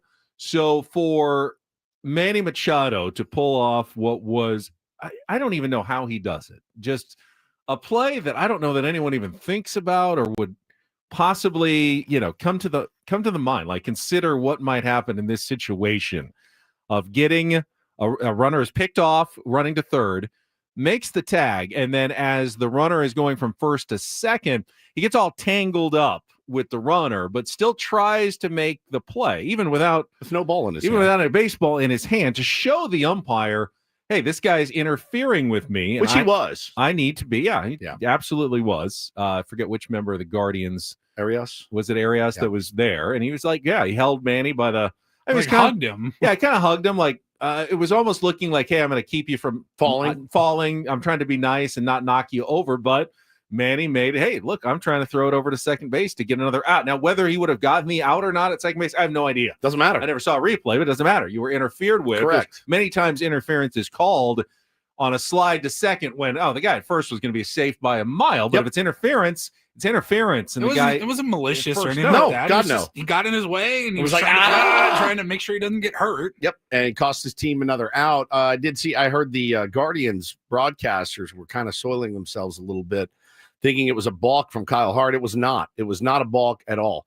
On a spin move like that, you can throw to an unoccupied base, like third base. You can throw to that base. It's no problem at all. Not a balk. You just have to make sure you throw it when you do it. Baseball Nick's in the chat right now. Not a balk. You don't have to disengage on the spin move. You just have to throw it. So it was, again, one of the headier plays you'll ever see. I mean, truly, the no ball in his hand, still attempting to make the throw. It was brilliant, man. He makes those plays all the time. Shildt talked about it after the game as well. Who even thinks about that in that moment? I think at that moment you're happy getting that lead runner at third, and then you're just hoping, oh God, am I about to get trucked here? But in a split second, man, he goes, oh, if I show this umpire that he is really in my way, I may be able to get this guy banged at second too. And son of a bitch, if he doesn't go out and does it, it was really, really, really solid, man. And really that solid. That helped Kyle Hart get through the inning, completed his 5 innings, got his first win of his Major League Baseball career. Remember, he did pitch a few starts, I think 4 starts for the Red Sox in the COVID year of 2020, but not in front of any fans, didn't get any wins. This one, I'm sure, hit quite differently for Kyle Hart, who got a beer shower from his teammates after the game. And it's his dad Roger was in attendance and got to see it. Just a very cool moment for Kyle Hart to get the victory in last night's game. Can't say enough good things about what he's done. And really, again, what the bullpen has done. They are the gold star every night for these guys. I'll tell you what, the other play of the game that I thought was spectacular. Obviously, Fernando, beautiful sliding catch and right on the moist, dewy grass out there was perfect. Timed it perfectly. Folded the arms after. Looked really, really good. And then the Wandy Peralta play to end the game. Oh, yeah. On a nubber that is, again, slick-ass grass. He stops, he plants, he fires 96 over to Luis Arraez at first base to get the last out of the game. These guys look dialed in. They just look dialed in from the first pitch to the last pitch. It's really, really awesome to see. The one thing, again, I saw somebody complaining, of course, because why wouldn't you after a 5-0 start, historical 5-0 start? This team's base running. I love it. I couldn't love it more. I understand Gavin Sheets got popped, trying to stretch a single into a double. I understand that Luis Arraez got popped, turning a single into a double. I have no problem with that. None whatsoever. I think it's great. It's an aggressive style of baseball. I think you're going to make it way more than you miss it. I really, really do. And Fernando, good job by Fernando recognizing later in the game, hey, man, Lane Thomas got a pretty good arm. He hit one in the gap. Fernando's fast as hell, too. He hits first base and was like, whoa, no. I don't want this to happen again. I love the aggressive baseball. This is Shildt ball, man. This is it. I do know that if you never get thrown out trying to stretch a single into a double, you're probably not trying enough. You should every once in a while. Now, you want to minimize it, obviously. You don't want to give up outs on the base paths. But if you're so conservative that you're not even trying it on close plays occasionally, you're giving up a lot of value of those extra bases that you can be taking. And that's not Mike Shildt baseball. Mike Shildt wants them to be aggressive, and he understands that means occasionally it's going to result in an out. Again, you have to minimize it and you have to get good reads, but they work on that. And, I agree with you. I don't have a huge problem with it. Underrated part of the game, we mentioned the bullpen. I think they're now at 19 consecutive scoreless innings. The ERA is about like a half a run. The only run they gave up was the Alec Jacob home run to Austin Riley on opening day. Fourth inning. Since then, nothing allowed by the bullpen whatsoever. But they were able to lock down that win without even the back end. No Suarez again, no Jason Adam, no Jeremiah Estrada. They were able to get 4 shutout innings from Alec Jacob, Yuki Matsui. He's looked good to start the season. Adrian Morejones looked great, and Wandy Peralta's looked really, really good as well. Efficient, gets his outs quickly. 7 pitches, 3 more outs. He's 2-0. He's got a 0.00 ERA, and we talked about that during spring training, that Wandy Peralta, like many relievers, can have a bad season. Sometimes they bounce back and have a good one the next year, and I was hoping that Wandy, considering he is signed for the next 3 seasons with the Padres, would bounce back and have a good season. So far, so good for Wandy Peralta. And the bullpen's been great. How about Yuki Matsui? Yeah. I mean, just, again, another guy that we kind of expected to take a step forward this year, and he looks massively confident, whereas he did not last year. All these guys are getting it done, and they're just passing it to the next guy. It's pretty special, man. It's pretty special to see contributions from everybody up and down the lineup. Manny, I thought big stolen base. I mean, it just knows the right time to kind of go. I've loved this team. I'm not going to get mad at these guys for staying aggressive. I'm not. I like this brand of baseball. This is an exciting brand of baseball. Is it going to cost us a game here or there? Yeah, but hasn't it helped us win 5 in a row? Right? Like, it's that kind of baseball. We're 5-0 because they've been aggressive, because they're playing really, really smart, because they're moving the next guy. They're not playing hero ball every night. They're really not. It has been such a joy to watch these games. You never know what you're going to see. I mean, truly, some of the craziest stuff has happened, stuff I've never even fathomed happening. That play last night was one of them. And yet it's still been clean. Right. Not a ton of sloppy errors. Nope. No 8-1 leads are now you scratch it out, you win 8-7. Right. Like, they're just playing crisp baseball, Yeah, and it has man. been so fun to watch. They just seem dialed in, dude. They just seem focused. They seem motivated. All of that, dude. It's really, really special right now. And I want to keep this thing rolling. And what else can you ask for, dude? Your first time through the rotation. You know, a couple of the starters didn't exactly give you a lot of length or girth, but a couple of them did. And a couple of guys pitched really, really well. But the bullpen to be able to come in and pick those guys up, and the offense being able to come, they score a run in the top of the first. Oh no, we're so pressured. We just throw 4 on you in the next inning. It's been really, really fun.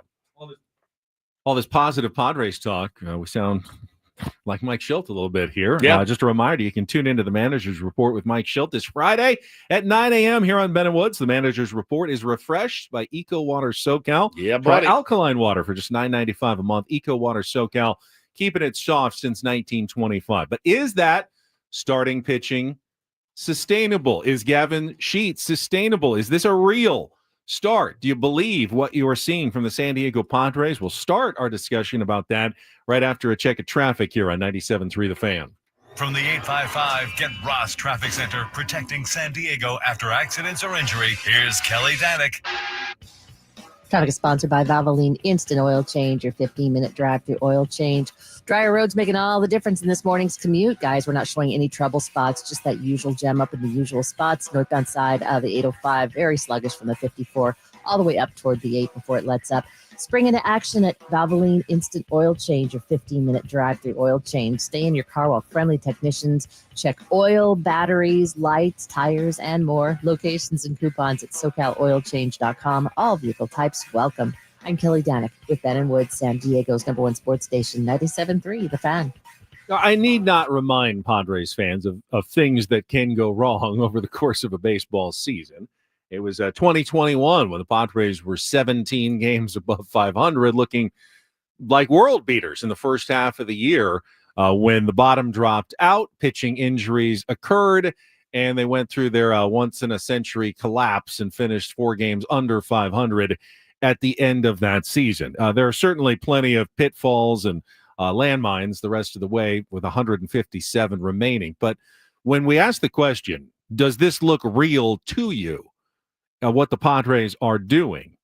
I don't know that I've ever seen any baseball that looks more real than what the Padres are playing the last 5 days. I mean, it is real. Absolutely. It is good baseball. It looks like a team that knows how to play good baseball, and I can't imagine they're just going to forget all of a sudden how to do it. Even Gavin Sheets, of course, he's not going to continue hitting 500, but at the same time, the swing looks really, really good. He doesn't look like he's just run into a bunch. It's not like the Padres have faced a bunch of number 5 starters. I mean, they faced a Cy Young Award winner. They faced Spencer Schwellenbach, who's nasty. Reynaldo Lopez was an all-star last year. Smith Shawver had nasty movement, and Ortiz was throwing 87 or 97, 98. Had some movement last night. I mean, not a bad pitcher at all. They have faced good starting pitching, and they have managed to do this. And while, yes, the Padres have had a lot of good breaks, doubles off the pitcher's leg and a check swing that was a double, they've also hit a lot of balls rocketed that have found gloves as well over the course of the first 5 games of the season. So to me, when you add it all up, it does feel like, this is something, not 162-0, but this is something that I kind of now expect to see going forward. The Padres continuing to play good baseball with this team that's on the field. Yeah, I know times are going to get tough. I know that. I know that from years of being a baseball fan and covering baseball for a living. It's going to get rough. Guys are going to get hurt. Guys are going to stop producing. Guys are going to hit cold snaps, man. It just happens all the time. And you can't keep up an undefeated pace in baseball. It's never happened. It never will happen. But how do they weather that storm? How do you minimize, Ben, the 5-game losing streak, the 6-game losing streak? How do you keep it to 2 or 3, and then get back on the horse? And that remains to be seen. Nobody's got the crystal ball. All I can judge is what I've seen in 5 games. It's been 5 of the most fun baseball games I've watched. And remember, for all of the things that you wonder whether they're going to be able to keep it going, catchers are not going to hit 300 this year. Right. But Luis Ariz is going to start hitting. Correct. And he got a hit yesterday, got thrown out at second. So essentially, he has contributed nothing offensively through the first 5 games. 0. Your batting champion, your 3-time defending batting champion, has contributed 0. He had a bunt and moved a couple of guys over with ground balls. That's all he's done offensively this year. That will improve. Your 2 best starters had mediocre efforts. I'm sure that Dylan Cease and Michael King will have some good starts going forward, and I am optimistic that within the next month or so, Yu Darvish could return to this rotation and start contributing as well. So there are also things that could be better from this team from a 5-0 start. It's not just the things that you worry are not sustainable. There are other things that should improve for the Padres going forward. But listen, if they want, like they're saying in the chat, you want to prove it to me this year, San Diego Padres, go handle business against the Colorado Rockies. That's your true measuring stick. They haven't beaten the Rockies once this year. They have not beaten the Rockies once this year. That's that. You want to prove it to me? We go ahead and sweep the Rockies. Tonight. If you don't beat the Rockies tonight, I'm not going to believe in you. You've got to beat the Rockies. You want to prove it. You keep playing well, and you go handle business against the Rockies, then I'm a believer. You know what? That reminds me. When do we play those there guys? Was so much, not real panic, but a little bit of panic that the team just didn't play well in spring training. Yeah. Coming out 5-0 and playing the way they're playing. Just remember next year and moving forward. Wow. Spring training games do not matter even a little Results bit. really don't matter. Manny was hitting 150 or something. Yeah. He looks locked in. Yeah. Next homestand, next Friday. First game of the next homestand. Rockies will be in for 3. Oh, my God. Oh, my God. Test your theory early in the season. God. Bud Black coming to town soon. Drink heavily. All right, we got 2 hours to go. Jesse Agler ahead with the Incorporator on a Tuesday. Stay tuned for more Ben and Woods.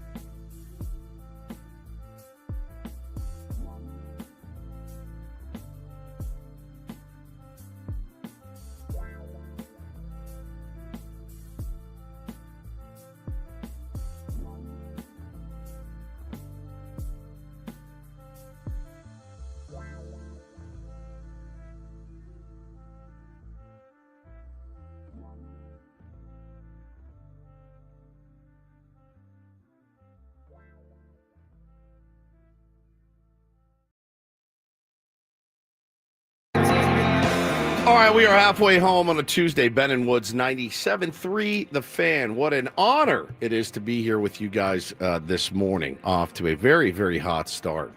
Us this morning. 2 hours has flown by. My God, it has been the fastest 2 hours of the year. Amazing what a 5-0 start can do for everyone's mentals to start the baseball season. Not going to be that way the entire year. Just kind of let yourself know that right now and act accordingly. I'm Woodsy. That's Paul Reindl, the executive producer. Ben Higgins, your friendly neighborhood sports anchor, joins us as well. Do you realize I still have not figured out how to get that windshield wiper?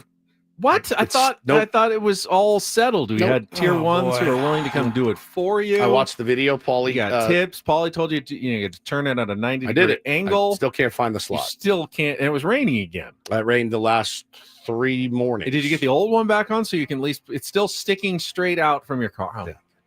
You're driving like that? And it's just sticking straight? Yeah, the one in front of me works. Right? Not well, but it works. The one to the right, where the passenger would sit, is just sticking up. But then when it's on, are you seeing it's going back and but sticking straight out and going back and forth? Yeah. Somebody please help this man. I'm begging you at this point. Someone Can't you just take it in? I mean, you're not going to take it in. That's mortifying. You're usually willing to pay to get dumb services done at your house and stuff. Why not just get? What am I going to hire a handyman to come over and do it? Don't I have a friend that can do it? Pull into your Valvoline instant oil change that you love so much, and I'm sure they can do it just for had you. Them do. What was I thinking? Even attempting this by myself. Rod says they do it free with purchase. No, I didn't. I bought it on Amazon. So I should have had the. I should have Amazon can come over. And I should have had the guy that delivered Jeff Bezos come over. No, the guy that delivered it. I should have said. Are you installing this too? Hey man, real quick, while you're here, do you think if I open this quickly, you could put it on? I'm an Amazon driver. And he'll go, yeah, I'm not an idiot. I absolutely can do it. I just forget about those ones. So call it a lost cause. Go to the AutoZone or whatever. Buy. What do you mean at the AutoZone? They'll come out and do it right there. The guy behind the counter will come out and do it. Really? That's cool. Valvoline will do it. Just go in, say, hey, my wife's car. She didn't have time to do this. I told her I'd just take care of it for her, but I'm busy. Can you just let her? Can you do it for her, please? This is my wife's car with all the baseball equipment in the back. It's really embarrassing. There's a couple of those things. Not a couple. There's about 40 dozen of those things that I don't know how to do. I've got a beautiful, beautiful Gibson Hummingbird acoustic guitar that is missing one string. One. I have strings. I've tried for 30 years I can do it passably, but it doesn't look clean. You know, like how they wind it. Doesn't have to be like precisely tight so you get the right sound. Well, I know how to tune it. I know how to tune a guitar. Okay. So I know how to. I know. Oh, it doesn't look clean at the top. It's messy at the top. I'll clip it, and it doesn't wrap. I don't get the same cool wrap that they do the pros. You got like leftover shoelace at the end. The one like dangling off, and it just sits there. And I look at it every day, going, "Man, I wish I could play you someday, maybe." But I'm too prideful to put it in a case, drive to the place, and go, "Hey, man, can you restring this for me?" And because the guy will look at me and go, "Well, I'll just put the high E on there, and you're off and running. Why can't you do it yourself? You're a grown man." It's just, I'm telling you, man. Have you considered YouTubing that? Oh, I've done it. I can't get the proper wind. I can't. It doesn't look aesthetically like it should. I can get it, and I've done it. And it's passable. Playable. I can make it passable and playable. Absolutely. No problem. I know how to do it. I just don't get the good. It's like an art form to me when I see these guys do it. It's crazy. Go to the AutoZone or O'Reilly's, get your windshield wipers done, then drive to the car center. Hi, I need help with this. It's embarrassing. But also, I value my time, and I don't like to waste my time doing something I know that I'm not good at. So I just don't. Don't do it. I do sometimes wonder what I what I would have been like if I had grown up in the 1800s, and you Dead. had to. You would have been dead. I would have been. Well, I dead. assume I would have learned a little bit better how to make my own cheese. Ben on the Oregon Trail stuff. Died of And I'm dysentery. not saying just instantly transported back. I'm saying I actually grew up back in the, do it yourself. You had to have the pioneer spirit. No, see, you adapt to your surroundings. Make your own furniture. You adapt to your surroundings. You Yeah. would have been fine. Yeah. Our surroundings now is that everything's done for us, Right. and it's a phone call away. I get texts from DoorDash every night at 5:09, every single night. Like, hey, bud, specials tonight are, and I'm like, It's been 24 hours By since the we've way, spoken. do they do this to everyone? Do you guys get those? Because you guys have used DoorDash. I use have. DoorDash. No, I don't. Every night. I'll show you. You get a text or like a push notification? A push at 5:09 every night. Hey, man. I don't think I have them. Where's your turned on. dinner? What are you guys having tonight? Are your kids going hungry? Because, we feel like if you're not ordering from us, you're probably not feeding your children. Oh, God. See, Juan says this. This is great. I guarantee you, if you take your Gibson to Guitar Center to get restrung, they'll think you're just showing off your expensive guitar and don't actually play it. I actually can play. I play it much better than Who cares what the people at Guitar Center think, whether you play your guitar or not? Doesn't matter. You get your new strings and you're happy. It doesn't matter. You get the strings done. You leave. You don't have They're to talk to mocking them me the anymore. whole way out to Yeah, my they car. probably are, but it doesn't matter. You just have to get over that. Stop worrying that people think you're incompetent. I know I'm incompetent. You are. They think you are. Fine. You know what? You have an accurate picture of me. I'm an incompetent person who has come to Guitar Center to get my guitar strung, but I just then have my guitar that I get to enjoy when I get home. And you can laugh about me with your coworkers all day long. I know, man. I know. Just don't wear like a Ben and Woods shirt. Right. I know it's their job. I know it is. And that's what they get You know what? paid. If you want to go do. in and go, hi, I'm Ben from Ben and Woods. Can you restring my guitar? So I'll wear it. embarrassing, It's man. fine. It's so embarrassing. At least I admit it, though. At least I admit it. I will admit fully that it's an issue of mine. But the DoorDash thing is what gets me every single night. 5:09, 5:10. Hey, killer specials tonight for you and the fam. We ordered takeout for dinner last night, but I made my son go get it. I don't do the DoorDash almost ever. Really? Yeah, I don't want to pay the extra fees and the tip and everything. And usually they charge higher prices for the food as well. It's all baked in there, but I feel like you're paying an extra $15-$20 You by the end probably of the are. day. You probably It's are. like it's 2 minutes away. I'll I'll order it. I'll pay for it. You go get it. I buy, you fly. I give it I use my children as an excuse. It's like, they're wearing me out. Let's just order DoorDash. We do that's every night. The convo in our house. Caitlin says, "Why didn't you go get it, Ben?" Because I paid for it. That's what I did, and then he went and got it. I like that move. I'm eat telling for free. you. I buy, you fly. When my kids are old enough to drive, they have no idea what's in store for them. I won't do an effing thing. Nothing. I'll do nothing. Get your ass, pick up my dry cleaning. I need you to go do this. You know what else I had to do yesterday? I haven't done in a while.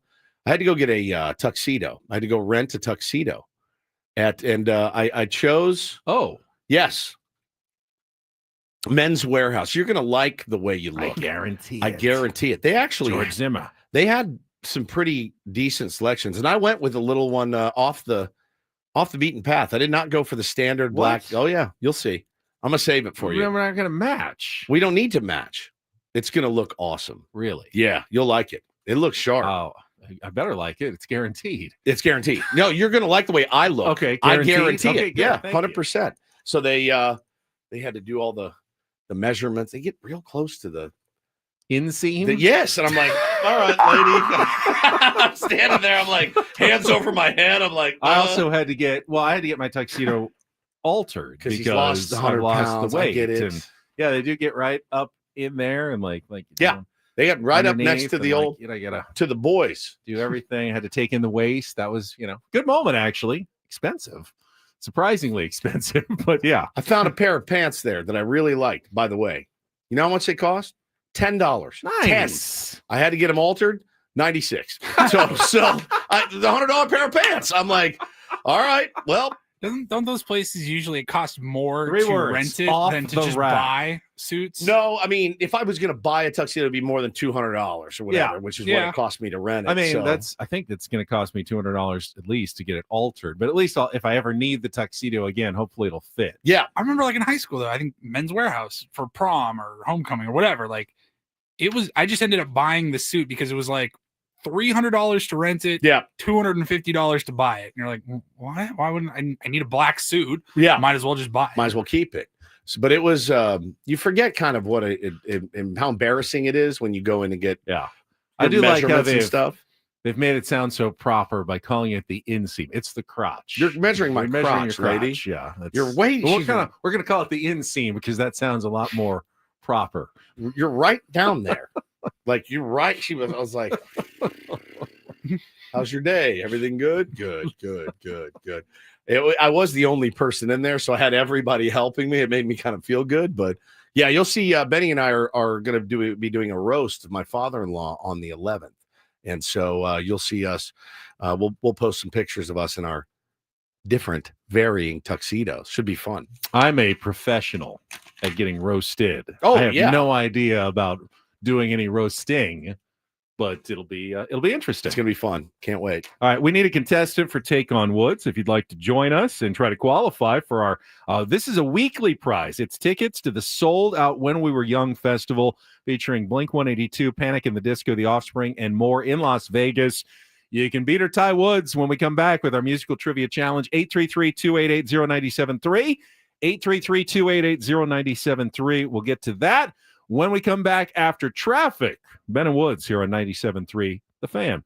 First, going to tell you about Prize Picks. It's my daily fantasy sports place, especially here in baseball season. So easy and fun to get real money sports action every single night. All you have to do is pick 2 to 6 players, put them in your lineup, and you can win up to 1,000 times your cash. You're just looking at stat projections. So essentially half a hit or half a walk or half a home run. You can get better odds on something like that when you pick more. The more odds, the more players you put in your lineup, the more you can win with Prize Picks. There's over 10 million members, billions of dollars in awarded winnings. So you feel like you're part of a community. Lots of people doing Prize Picks out there. Obviously, do it safe and responsibly. But if I can do it, I'm pretty sure this is something that everyone can handle. I've had fun with Prize Picks all year long, and now that baseball's back, every night finding my favorites, putting Tatis and Machado into lineups, and watching our team play. It's a whole bunch of fun. It's really easy to sign up. Just download the app at prizepicks.com. When you do, use the code KWFN, get $50 instantly when you play your first $5 lineup at Prize Picks. Again, $50 instantly with your first $5 lineup simply by using the code KWFN. It's Prize Picks. Run your game. Must be present in certain states. Visit prizepicks.com for details.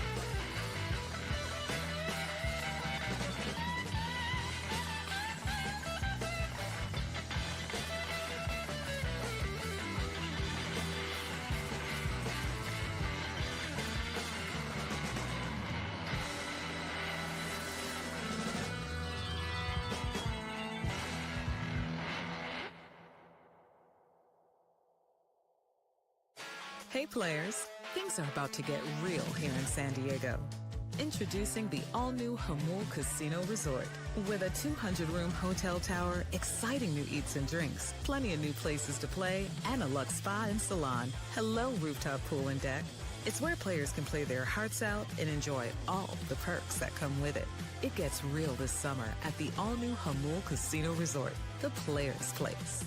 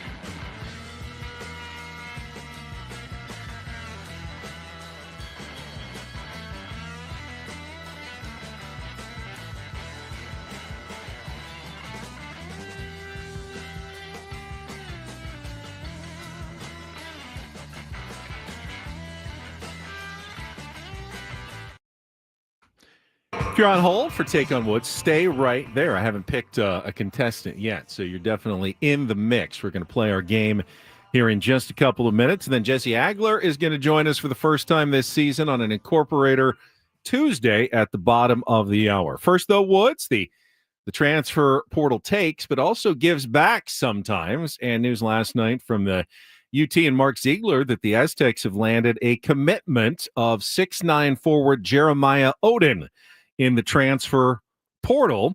Oden might be somewhat familiar to San Diego State fans as he played his first 3 seasons of college basketball at Wyoming and actually gave the Aztecs fits in some of those matchups. Just torched him a couple of games, even shooting 61%, 42.9% from three-point range. He then transferred to DePaul, where he played a season, and because of DePaul, not you, DePaul, the Blue Demons. Yeah, he is DePaul.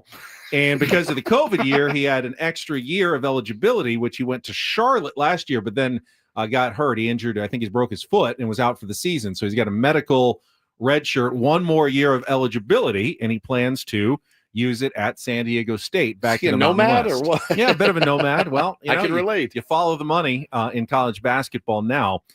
So this is not, from what I've seen, and I watched some highlights that they posted of Oden, not a replacement for Magoon Guath. He's not an interior shot blocker. He's more of he looks like a little smaller than the 6'9" he's listed at, plays smaller than that. He drives with the basketball, will shoot, mid-range jumper, get to the basket. He does rebound, 4 or 5 rebounds a game, which is nice, but he's not a, center clogging, shot blocking type player. One of my buddies sent me it was like CBS Sports Analytics or whatever, and they said the most comparable player in Mountain West, think Micah Parsons from last year. Okay. Micah Parrish. Micah Parrish, not Micah Parsons. Yeah, and I would assume tough guy. I would assume the fact that Dutch was even looking at him means he's a decent defender, because you don't play at San Diego State. If you're only coming for 1 season, there's no point in bringing a guy in saying, hey, we'll let you learn our defense for a season and then you'll play. No, he's got to play next season. That's his only season left of eligibility. But Odin, they call him J.O. It's 7.5 point average, 3.6 rebounds. I don't think he's going to be a star, but we'll give the Aztecs some more depth next season. And I'm sure there's looking for other options still in the transfer portal, but that was the news yesterday from San Diego State basketball. All right, before we get to Jesse, let's get to today's game. It is time for Take on Woods.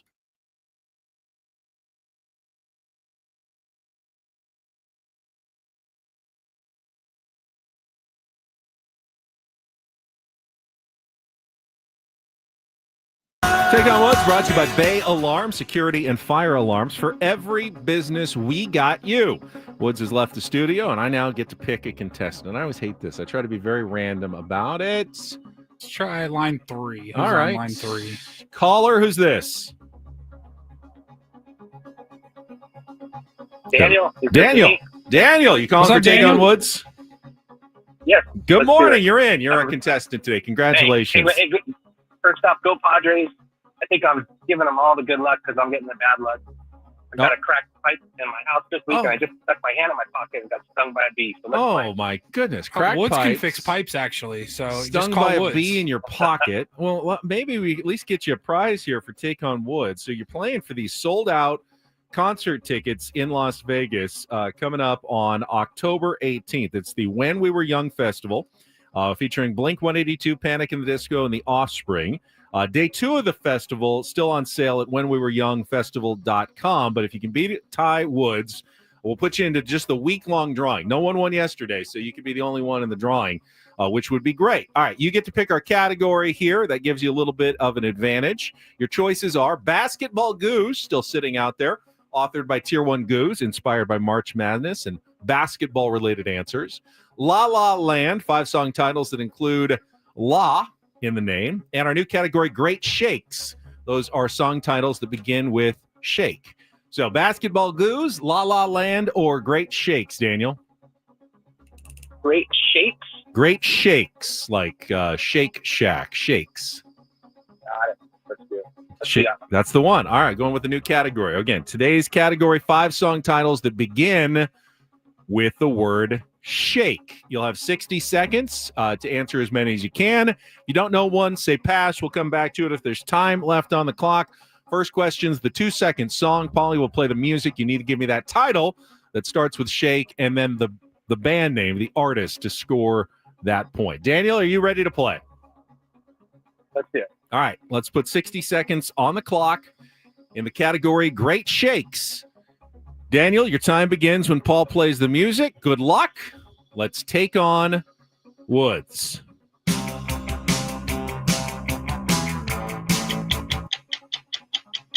Take it up. Pass on the name for now. Okay. Taylor Swift sings Players Gonna Play, Play, Play, Play. Haters Gonna Hate. Correct. Bob Seger got an Oscar nomination for which 1987 song that appeared on the soundtrack for the movie Beverly Hills Cop 2? Pass. The 2 biggest hits for Peaches and Herb were 1979's Reunited and which track that came out 1 year prior?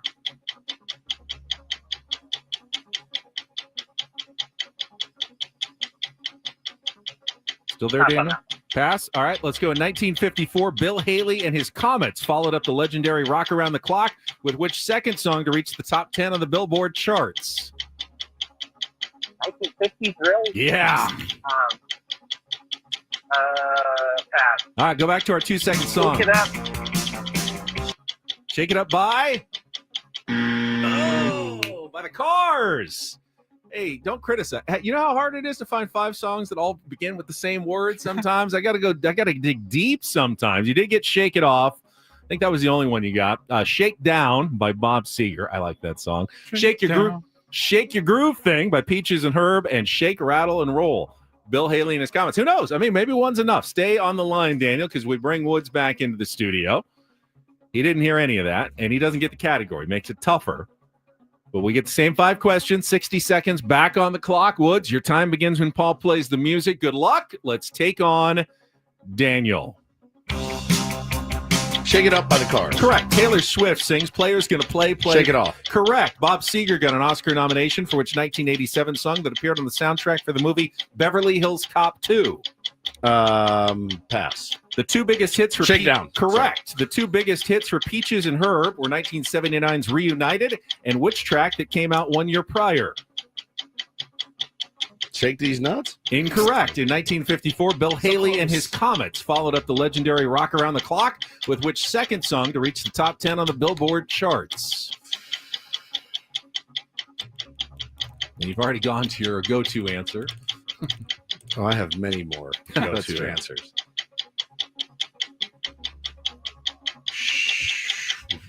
Yeah.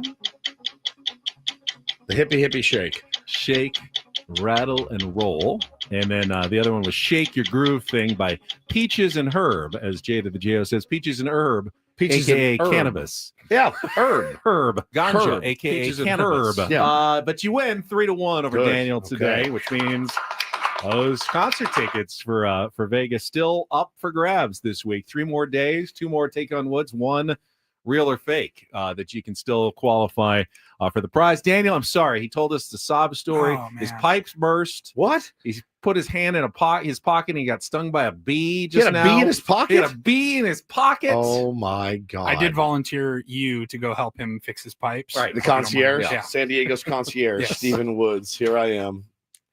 Hope he doesn't have an Bring allergic your reaction. toolbox. To the bee Yeah, sting. I'll bring my toolbox over and let me get in there and take a look at it. I'm sure I would crush it. Some duct tape, Daniel. WD-40. Poor guy.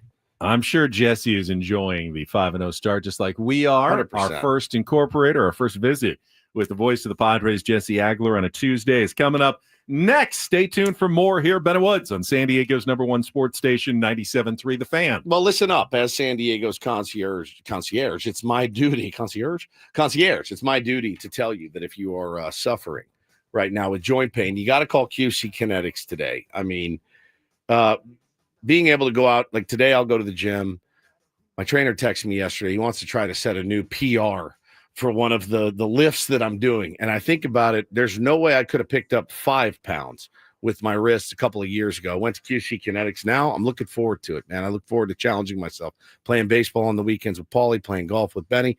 These are all things I could not do just a couple of short years ago. Didn't know what the future held for me. Went to QC Kinetics. Now my future is filled with doing things that I love to do. And if you're suffering from joint pain right now, your knees, your hips, your shoulders, your back, your wrists, whatever, call them today, 619-614-PAIN. Now is the best time to get started. Get back to enjoying life without chronic joint pain every single day. Call them, find out if you're a good candidate for their treatments at 619-614-PAIN. They are QC Kinetics. They got a couple different locations for you, one in Hillcrest, one in Torrey Hills. Can't recommend a place more. Changed my life dramatically. And next time anything in my body starts to hurt, I know where I'm going. It's QC Kinetics. You can reach them again, 619-614-PAIN. Let them know Woodsy from 97.3 The Fan sent you.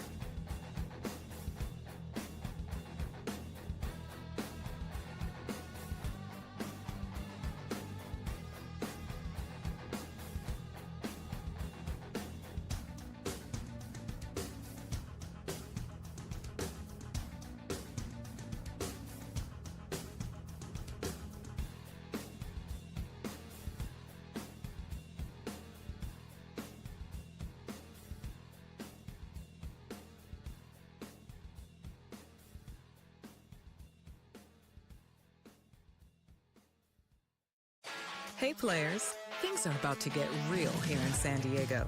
Introducing the all-new Hamul Casino Resort.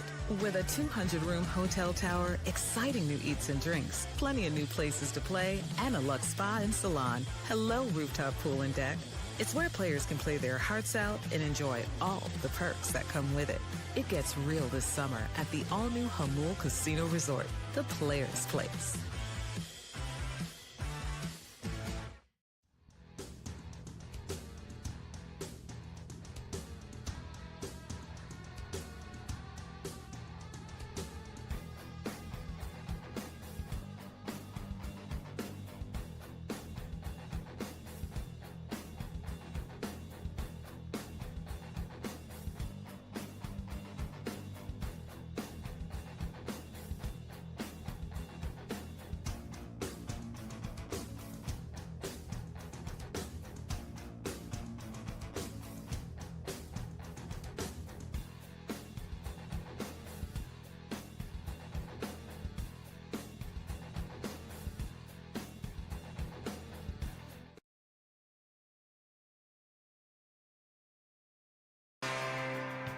Oh, I love baseball season.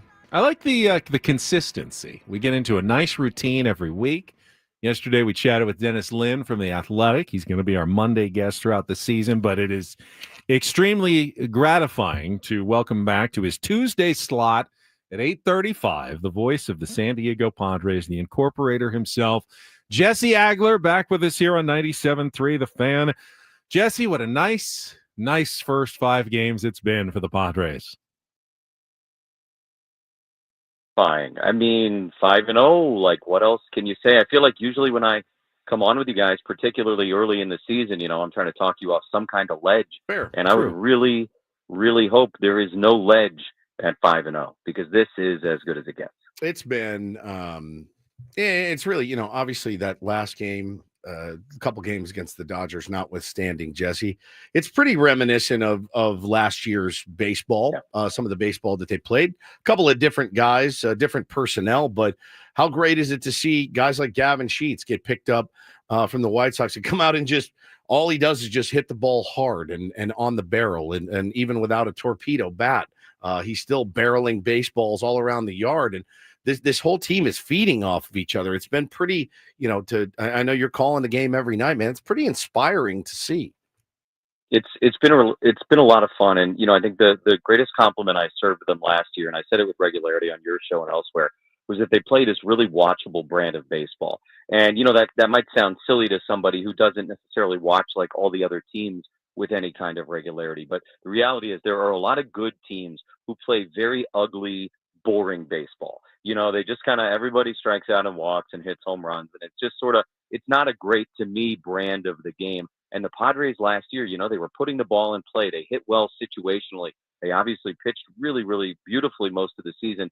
And to me, that was very watchable. And I mean, I don't think it was the end of the 8th inning on opening day when Tony and I were having a conversation about, well, it seems like they're picking up right where they left off.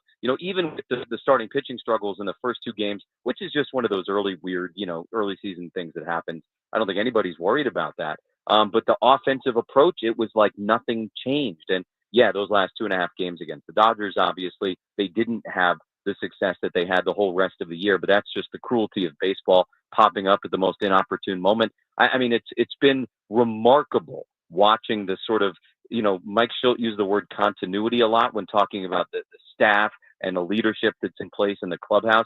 And to see the continuity of performance from the end of last year into this year is really remarkable, because it doesn't often happen like that.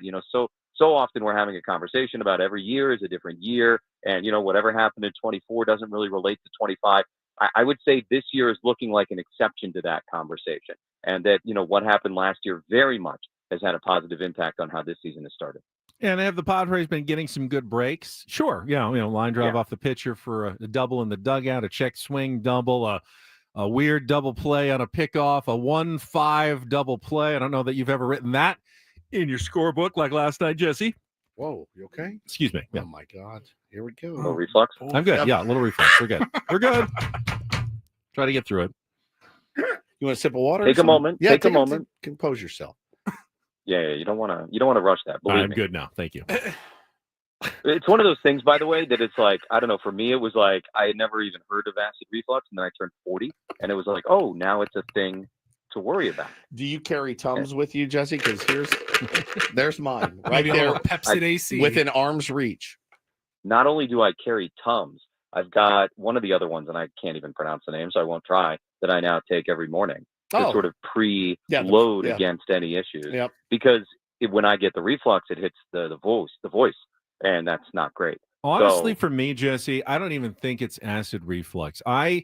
I'm a big speak from the diaphragm school guy of projecting and sometimes I do it so much that like I push it just all comes up when I try to project and really get into my voice. Incredible. Diaphragm talk. I love it. Diaphragm talk on Ben and Woods this morning. No, I never doesn't make me laugh when he does it. And we had all morning. You had to wait till Jesse came on to do it, right? I'm so flummoxed now. I don't even know which way I'm going to go with Jesse Agler. I wanted to ask you about acai bowls. Actually, I'm not kidding. Yeah, right. we had talked about it earlier. You're an acai. I know you go down and get an acai bowl. Is it an everyday thing for you? Yeah, I'm at the ballpark, right? Yeah, is that your deal? Day game tradition. Tony and I will go get one at the ballpark, unless it's really cold, as was the case a couple of times over the weekend. So we haven't gone yet this year because it's not a good cold day thing for me. You know, I'm a wimp with the cold to begin with, and so you add cold food, really cold frozen food, it doesn't work well. But yeah, throughout most of the season at Petco, if there's a day game, we are grabbing the acai bowl downstairs. It's one of those things that's probably not healthy, but you kind of trick yourself into thinking it is. That's what I was going to ask you. Fruit on top of it. Yeah, you know, it's not healthy. It's got to be loaded with sugar. I've never actually investigated it because I don't want to know, but it's a nice little treat, you know, for a day game, and that's kind of the way I look at it. It's a couple times a month, so that's fine. Everything in moderation. When somebody says, "Oh man, this is a superfood," I'm like, No. I gotta have it. I gotta have it if it's a superfood. But apparently, it's not. My point was, it can be higher in calories, but they're good calories for you. I mean, it's sure. Look, it's better than a bowl of ice cream, you know. Yeah. But like, it's not having a salad. Let's not trick ourselves. No, here. That's fair. By the way, enjoy the windy city of Chicago in early April for someone who doesn't like the cold this weekend, Jesse. When I tell you that this has been a daily topic of conversation for Mr. Gwynn and I since probably February 20th, I'm not exaggerating. It's like every single day at some point it comes up. You know, you guys know me. I'm very on top of the weather forecasts and kind of keeping track of, you know, what things are going to look like from a baseball weather standpoint. Tony beat me to it when it came to like the 10-day forecast for Chicago. Like last week, he was like, "Have you looked yet?" I was like, "Actually, I haven't." He's like, "It's actually not looking terrible. You know, it might be a little bit warm." And we were very excited. And then 2 or 3 days ago, I don't know, maybe there's some front coming from Manitoba. All of a sudden it flipped. And now it's like, I think on their home opener on Friday, the high is 46 and the low is 40. So, you know, the coldest I've ever been broadcasting a baseball game was at Wrigley a couple of Aprils ago. And that was like April 20 something. So we have a real possibility to be truly miserably cold over the weekend, but it's still Wrigley, 3-day games, very special place. Love it there. It's maybe my favorite road ballpark just from like a vibes standpoint. And the good news is the booth is so small that our body heat will actually help keep us a little bit warmer because we're essentially touching each other the entire time. Well, the good news, too, is after that, you go to Sacramento to broadcast in a minor league ballpark after that with all the bells and whistles. It's very windy at that ballpark, too. With that, this is a gnarly road trip to start the season, buddy. Sacramento in April, preferable to Sacramento in July. That's so true. Hopefully they work out some of the kinks they had yesterday. I mean, it's going to be like San Diego weather up there, so that'll be nice in terms of the temperature. But yeah, I mean, they're going to have triple-digit heat throughout the summer. So good luck to everybody. Talking to the great Jesse Agler here on Ben and Woods this morning. You were probably as shocked as all of us yesterday when the Jerks and Profar news dropped. And I, you know, as a guy, I love Jerks and Profar. Was pretty disappointing to see and pretty shocking when that came out. I just, you know, these things, they happen. And it feels like there's only a big one every couple years. Yeah. And I think as fans, we kind of like forget about it, right? You know, it's like, okay, cool. Like, you know, you hear about these minor league guys you never heard of, you know, that are in the Arizona Complex League or whatever, and they play for some random team and you don't really think too much of it. it's kind of like barely a blip on the radar. And then every couple of years, you kind of let your guard down and you get whacked over the head with one of these. And we know it from experience, of course, here. And it is shocking. I mean, you don't ever expect it, particularly, for somebody of that caliber. I do think from a fan perspective, I don't want to speak for the player perspective and the clubhouse perspective, because I think each one of those situations is incredibly unique and will be handled differently based on a million variables. But from a fan perspective, I do think, we are much, much, much more forgiving than we were a generation ago. When I was growing up in the 90s and the early 2000s and guys started getting popped for this and they started testing, or the rumor, once the sort of veneer of 1998 was broken, I think there was a lot of shock and awe in the media community and therefore in the fan community, that people were almost offended, right? Oh my gosh, I cannot believe he would do this to the sanctity of the game. We've moved past that, I think, mostly, as a fan and maybe even media contingency. But it is still jarring, when you hear about it. And the punishments are severe. I mean, 80 games, literally half a season, for Profar, and perhaps most damningly for a team like the Braves, not eligible for the postseason roster. So, I mean, it's a huge, huge blow to a team who's obviously gotten off to a miserable start, though they did get one run last night at Dodger Stadium. But I mean, you talk about, picking up where you left off. Just remember how beat up they were, the Braves, when they got to Petco for that playoff series last year. The injuries and the doubleheader the day before, like they came in like the Walking Dead. And then to begin this season the way they have, not exactly getting the kind of reset that I'm sure they would have desired. And it's so funny too, because somebody just brought up in the chat like Barry Bonds, and he's made like a resurgence lately. He's doing a lot more podcasts. Him and Greg Maddux did the documentary where they had a really special segment. I'm seeing him pop up on my Instagram feeds talking about hitting, and I look at Barry Bonds, Jesse, and I go, this guy's the best to ever do it. Put him in the Hall of Fame. You know what I mean? Like Jurickson Profar, we were talking earlier about risk reward, and he's not going to the Hall of Fame. He knew wasn't going to the Hall of Fame. The risk and the reward is still so weighted differently that, he's a human being. He did something, and I'm not going to hold it against him necessarily. But I mean, you think about some of these guys, the A-Rods and stuff of the world, the Roger Clemens, those were legacy impactors as it pertains to those, because Bond's the best I've ever seen with a bat in his hand, ever, bar none. And, for him not to be in there is a little bit crazy to me. Yeah, but you bring up a good point, and it's a fascinating conversation, and we could probably do it for 2 hours, but, and maybe that's part of why people were so upset about the Bondses and the Clemens, because those guys were going to be Hall of Famers regardless. And so as a fan, you kind of look at it and you go, well, what kind of greed is that? You were already one of the best to ever do this, and now you've kind of tainted it, and I feel differently about you than I would have had you not, gone down that path. Whereas you said, somebody like Profar, Nelson Cruz, whoever, like maybe not on a Hall of Fame trajectory, so you don't feel like you're necessarily, like as a fan, being robbed of something. But I don't know, I do think, that the time then is very different than the time now. Yeah. But it is still shocking when like an everyday, regular, all-star kind of guy, ends up in that situation. It sure is, man. All right, so the Incorporator is back. If Yes. you're new at all to the Ben and Woods program, Jesse Agler, for several years now, on Tuesdays have been our Incorporator. And we dig through the dictionary usually and find some strange word that has no bearing on a baseball broadcast. And it's up to Jesse to find a way to work it into that night's game, slip it past Tony somehow on the air, and see if the tier ones can catch it while they're listening to the game tonight. And we're going to get started next week with our Incorporators. But as Woodsy has told me, Jesse's actually bringing his own Incorporator to the table for week one. Is that correct? Yeah, so I'm going to try and do long story short. I was at an event over the off season with my wife, and I was approached by a couple of guys, really, really nice guys, and big Ben and Woods fans, big Incorporator fans. And they were very fired up to say hi. So we get to chatting, small talk, Padres, life, whatever, about my age, young kids, the whole thing, right? So it was an event that had adult beverages. And at one point, they offered one of the husbands, his name is Corey, who was going to get a drink for his lovely wife, Katie, and asked my wife and I if we wanted anything. And I said, no, I'm fine. I appreciate that very much. Just met them, didn't want to put a burden on them, but they were very friendly and nice. And at some point in the conversation, my wife was like, you know what? I will take something.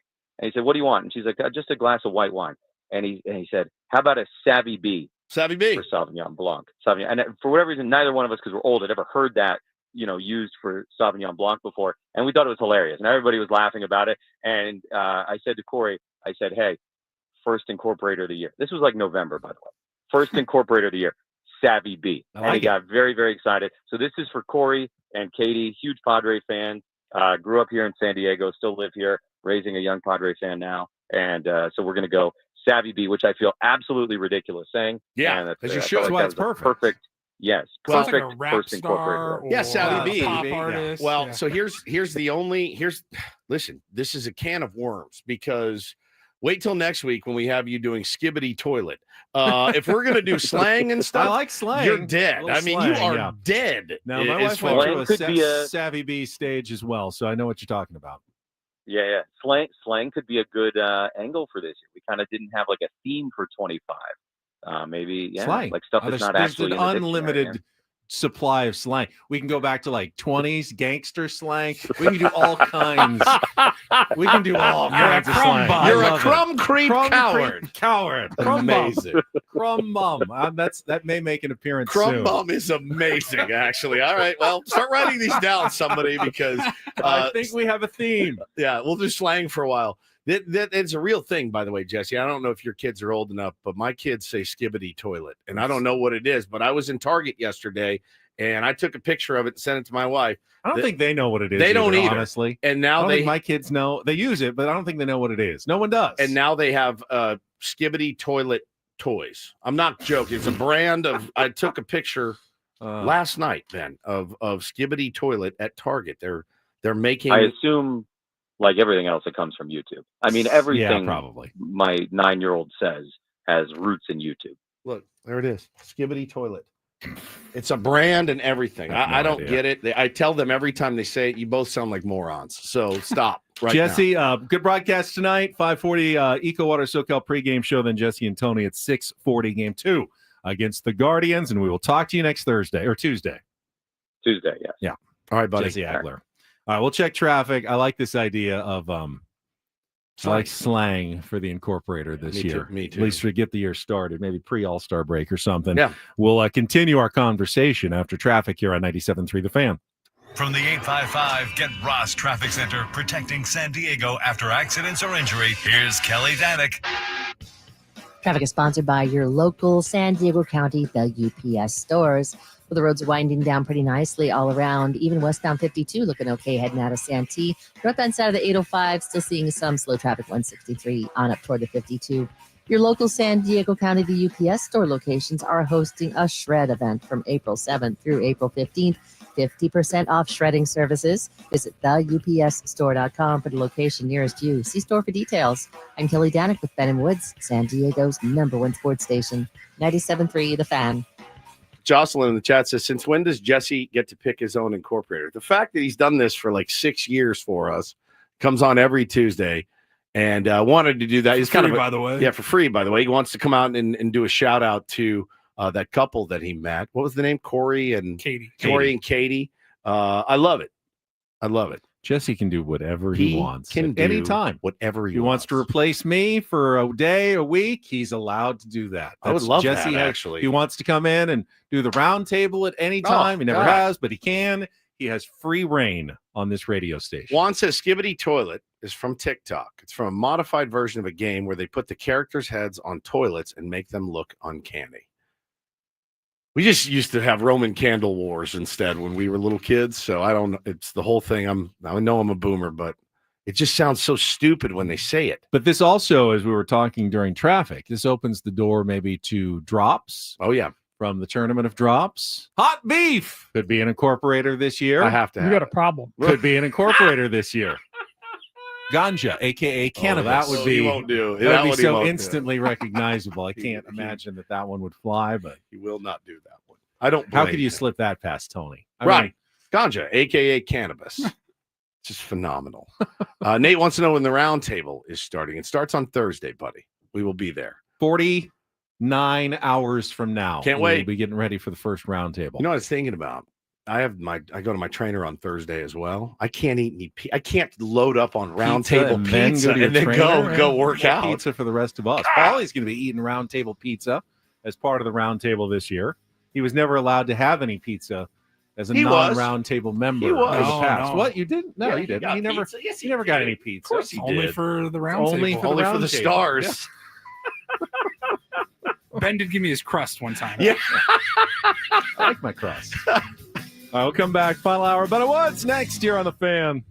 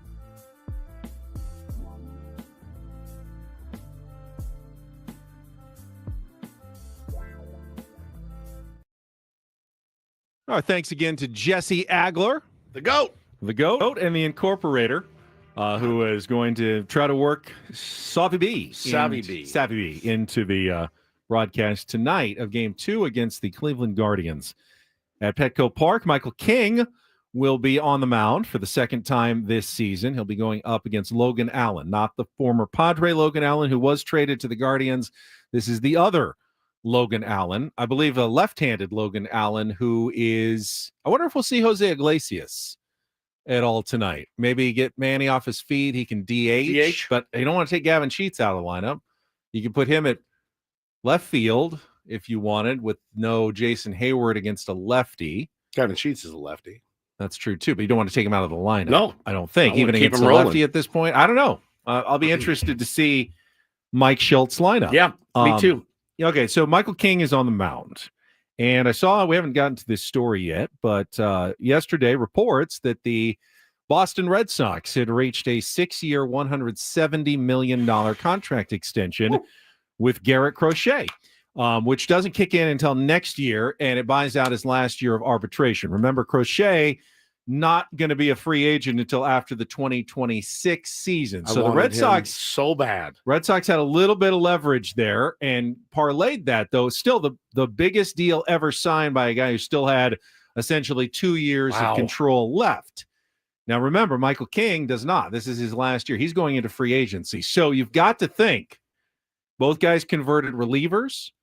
Both guys, near the top of the game and starting pitching. My dude was fired up when he saw that news yesterday. If I'm Michael King, if I'm his agent, that's baseline. That's like we're asking for at least that and probably more because we have more leverage. How old's Michael King? Becoming a free agent. Michael King, I want to say, is like 27. All right. Crochet's 25 years old. He's 29. Okay, so that's a little different. Yeah, that's a little less leverage. I love you, Michael. I'm not working against you here. I want you to get your bag. I just hope it's here in San Diego. It would be tough to let that guy go. But what he gets is what he gets. But I would definitely look at that Garrett Crochet deal at least as being a base, something that both sides are going to be working off of in terms of what the value is for a converted reliever becoming a top starting pitcher. Again, so Garrett Crochet has the advantage of being younger. That makes the Red Sox a little more willing to invest in a long-term deal. Michael King has the advantage of being a free agent at the end of the year and knowing he can hit the open market and pit other teams against each other, which Garrett Crochet would not be able to do. And throw Dylan Cease into the equation here as well. He's also going in and becoming a free agent. Different pitcher, obviously, with, more established as a starter, more established in terms of innings pitched and, going deep into games and pitching all season long. But I just thought that was an interesting number that the Red Sox and Garrett Crochet landed on yesterday. Yeah, another interesting number is Rafael Devers. I believe it's now, if I'm not mistaken, is it 15 Ks in 19 at-bats to start the season? So. I saw Red Sox fans spiraling online yesterday and essentially saying, somebody said, yeah, this is called quiet quitting, which is a term that's come around the last few years. Quiet quitting. You just you give up on your company. You just kind of fade away a little bit. He's in the chamber. He is such a good hitter, like an elite hitter, which is why they gave him a fortune. The backstory. They get Alex Bregman in. They say, my man, we are going to put you, you're going to be our designated hitter now. He said, I don't want to be your designated hitter. I'm your third baseman. They said, yeah, but you're not good at third base. He is. We're trying to win a championship. He said, I don't care. I had heard from a couple of people that have some inside info that Rafael Devers was literally the most giant baby for about 72 hours when that happened. They had to bring in Big Papi to essentially follow him around and, get his ass back into gear, sit him down and say, hey, man, you got your money. You're trying to win championships here. I know that coming off of playing a position is hard for you, but go be the best designated hitter you can be.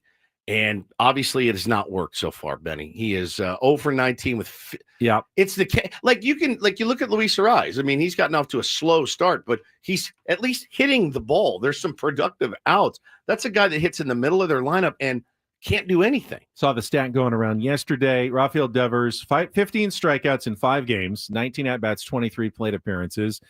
In 1995, Tony Gwynn, 15 strikeouts all season long in 577 plate appearances. It is just insane. It's different, man. It's different. And again, I think you can look at it like somebody just made the point in the chat. Look, Xander Bogaerts looks like he's a little bit better of a player back at shortstop. I agree. Jake Cronenworth looks like a much better player back at second base. I agree. Rafael Devers looks like the worst player in baseball because he got pulled off of his position.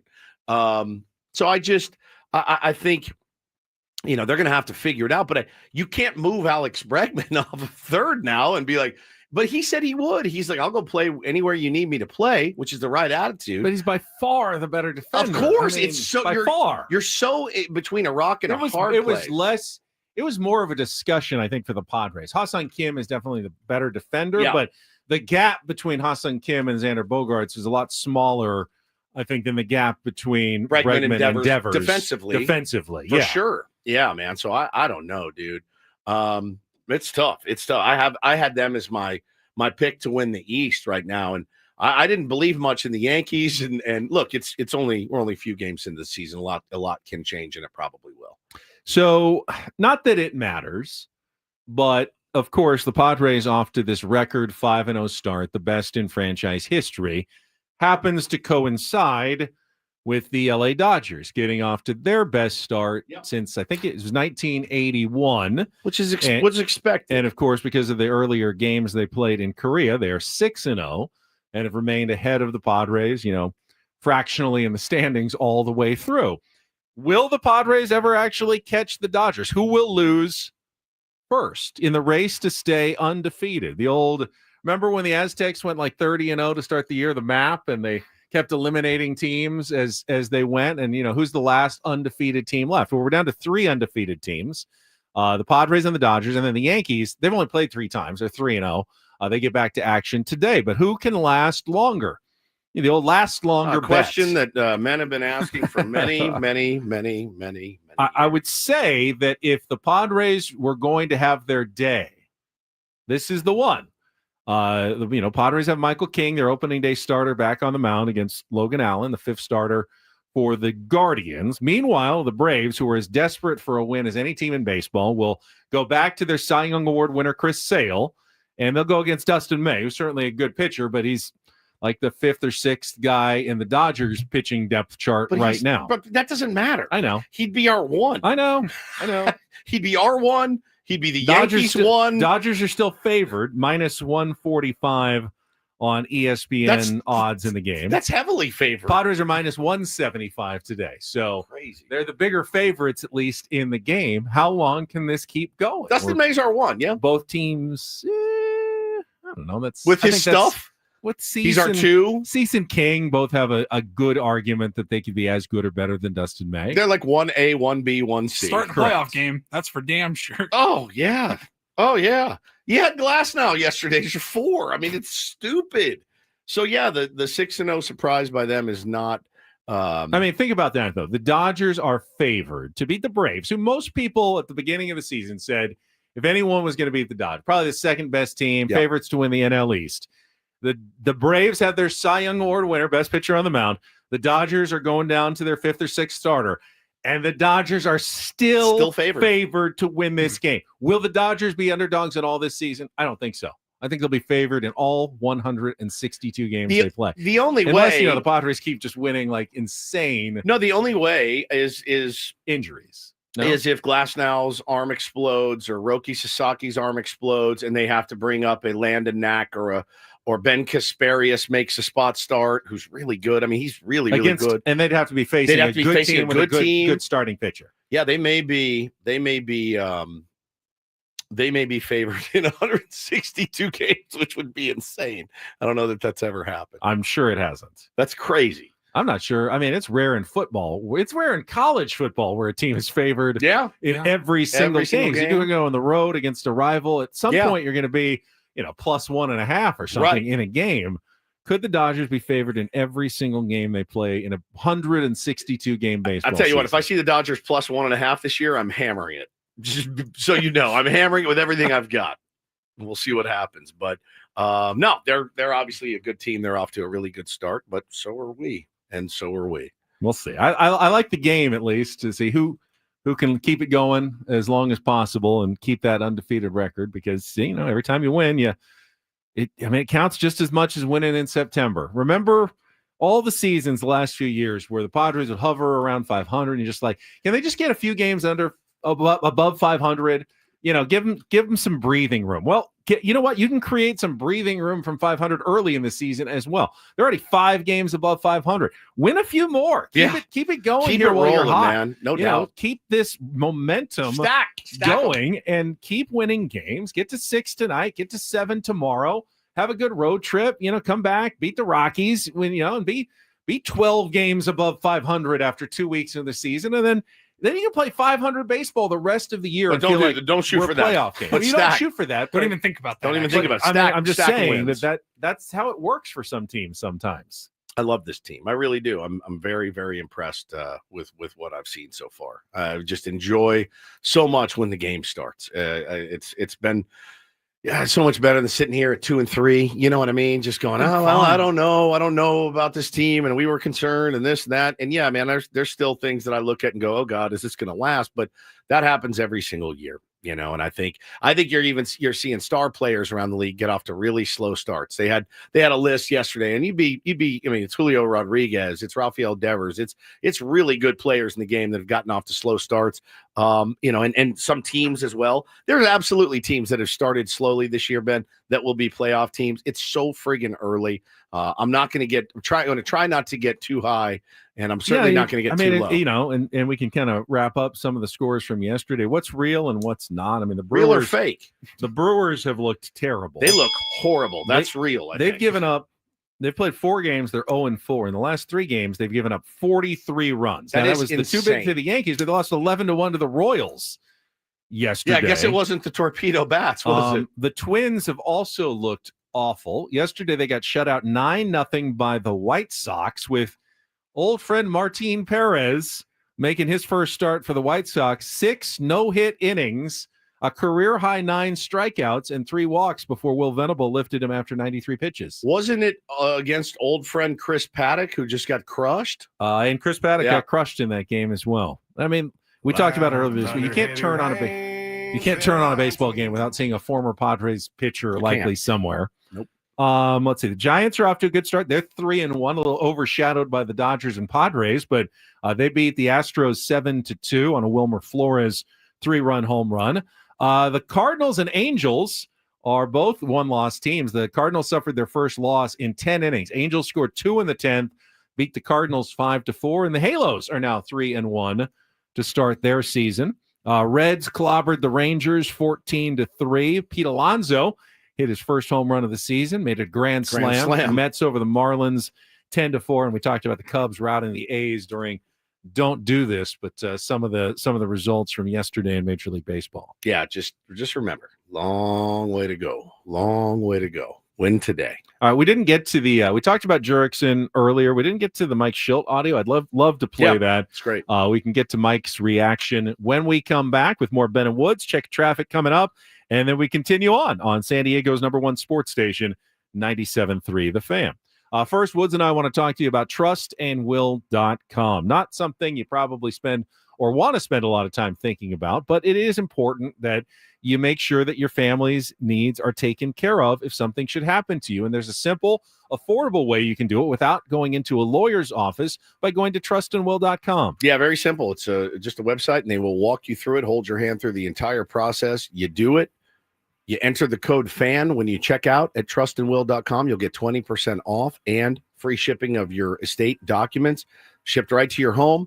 You throw them in a drawer, and then it's there. You let your significant other know, hey, it's in the top drawer if something happens to me, and then it's done. You don't have to worry about it again. I mean, for me, the thought of having to pick a lawyer and having no idea. I don't know any lawyers. I mean, this, you don't have to pick anything. You just go follow an easy process.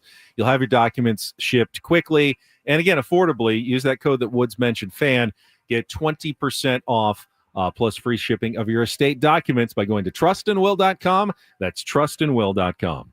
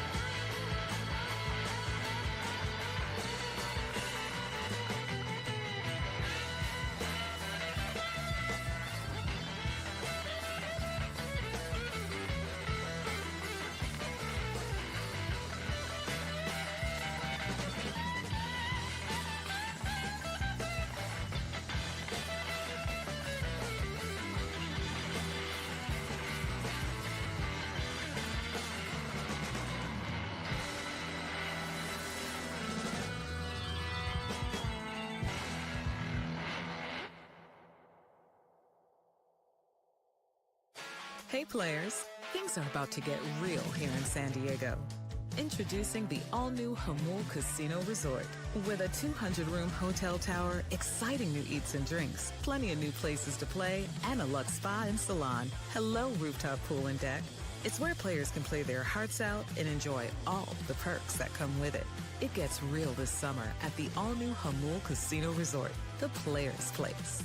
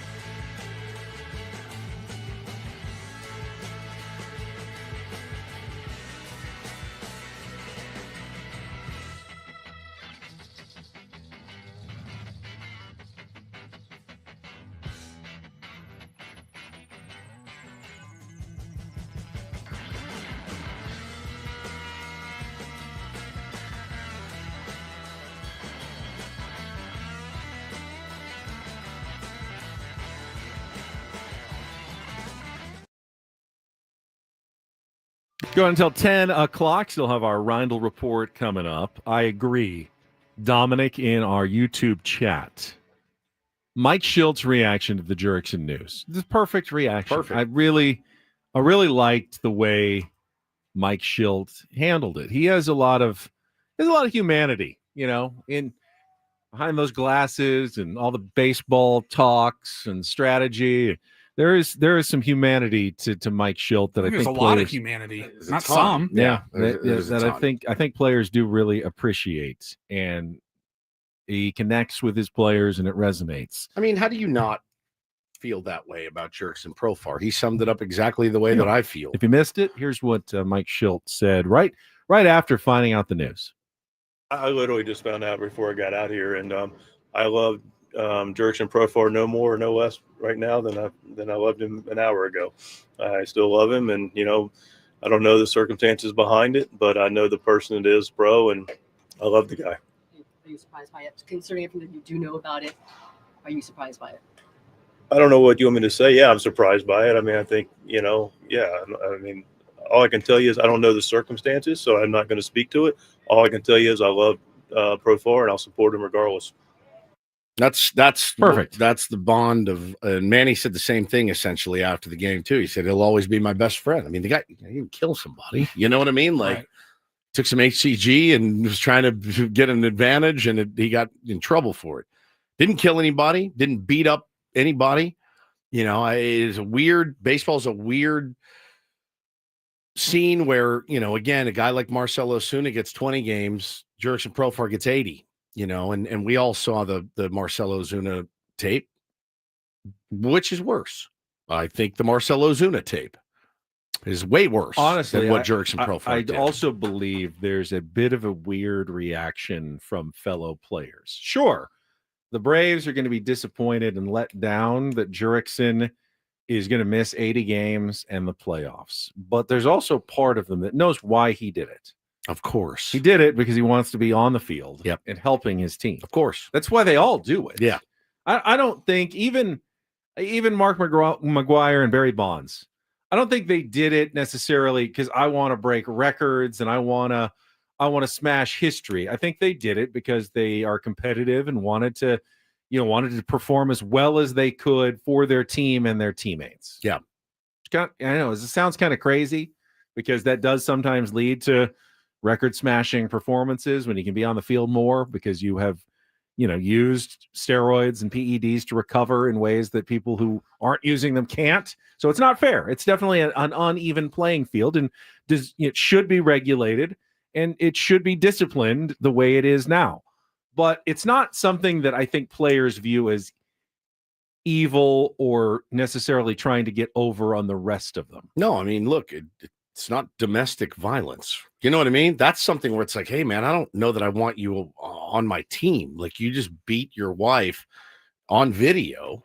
That's not a guy that I'm like going to be stoked about welcoming back with open arms. But a guy that takes steroids and gets popped for it is not somebody I'm going to loathe on a personal level. Yeah, Goose says, didn't Manny call Tatis dumb after he got popped? I don't remember his exact quote, but they all think that. Yeah, I mean, if you're going to do it, be smart about it. Don't get caught. Yeah. But they're more mad about you getting caught than they are about you, of course, actually taking steroids. Now, there's some guys, especially back in the 90s, like, hey, I'm trying to play the game clean, and you're taking food, money out of my pocket, my family's pocket by you're putting up better numbers, so I'm not getting the same contract. There is that element to it, but it's definitely been, I think, diminished more in recent years, and players are at least more tolerant, I think, of, the idea of that some guys do this just because they need to keep their careers going, or otherwise they wouldn't be able to recover. Yeah, Adam Paul is actually right. I remember Barry Bonds, you saw what McGwire and Sosa were doing, and you wanted in on that. Again, I don't know. Just like when you see torpedo bats, you kind of want in on that. Hey, if it works, I want to try that. Yeah, I want to do that. What's working for them can be working for us. Maggie, I don't think that's true, Ben. I could be wrong. It's just my impression that I've gotten over the years from talking to baseball players, and it's just how I think. I'm sure it's not a universal opinion. No, I'm sure they like all people. I'm sure they all view it a little bit differently, and some are probably very strongly against it and probably are outraged by Jurix and Profar testing positive. I just get the sense that a lot of them, maybe a majority of them, are like, yeah, I get it. Too bad for him. We'll move on. It's like you've been embezzling money from Odyssey for years, and it's like what I tell you: just don't get caught. Do what you want. I don't judge you. I'm still going to love you. Paulie's still going to love you. The audience is still going to love you. You're our guy. I don't even have a company credit card. Just don't get caught in your embezzlement schemes. Is what I don't even have a company card. How can you embezzle money? I saw you back going through Adam's wallet, back on his desk, dude. Yeah, I mean, you're not doing it because you're a bad guy. No. You're doing it because you want to be here for your team every day. You just want to drive here in a Lamborghini. That's exactly right. You want not to pay for your gas and things like that. And I get it. There's a part of me that gets it. But just be careful when you do it. Okay. But if you want to go back, we don't have to rehash our whole discussion. But what was 7:00 this morning? We shared all of our thoughts. I thought it was a good conversation about Jurickson and how we felt about it, and whether this taints any of his legacy from. Just don't raise your eyebrow. You can use the word taint in a completely different sense, Woods, than you use it. I have a moral dilemma I wanted to bring up as I just vomit in my mouth like Ben. I got a text last night, Benjamin, from a former San Diego Padre, not somebody we've talked about a ton on this program, but I got a text at 8:02 p.m. And I want to know Kevin Quackenbush. No, I'm just guessing. But I wanted to know what I should do with this text. This is pretty fascinating. He says, not sure if you know anyone in the front office or you can go off script with AJ Preller, but me and some of my buddies are watching Kyle Hart pitch, and he is tipping pitches in his windup late. Uh-oh. And I said, no kid. I love baseball. I watch 1 billion games a year. I couldn't tell you if a pitcher was tipping if you put a gun to my head. I really couldn't.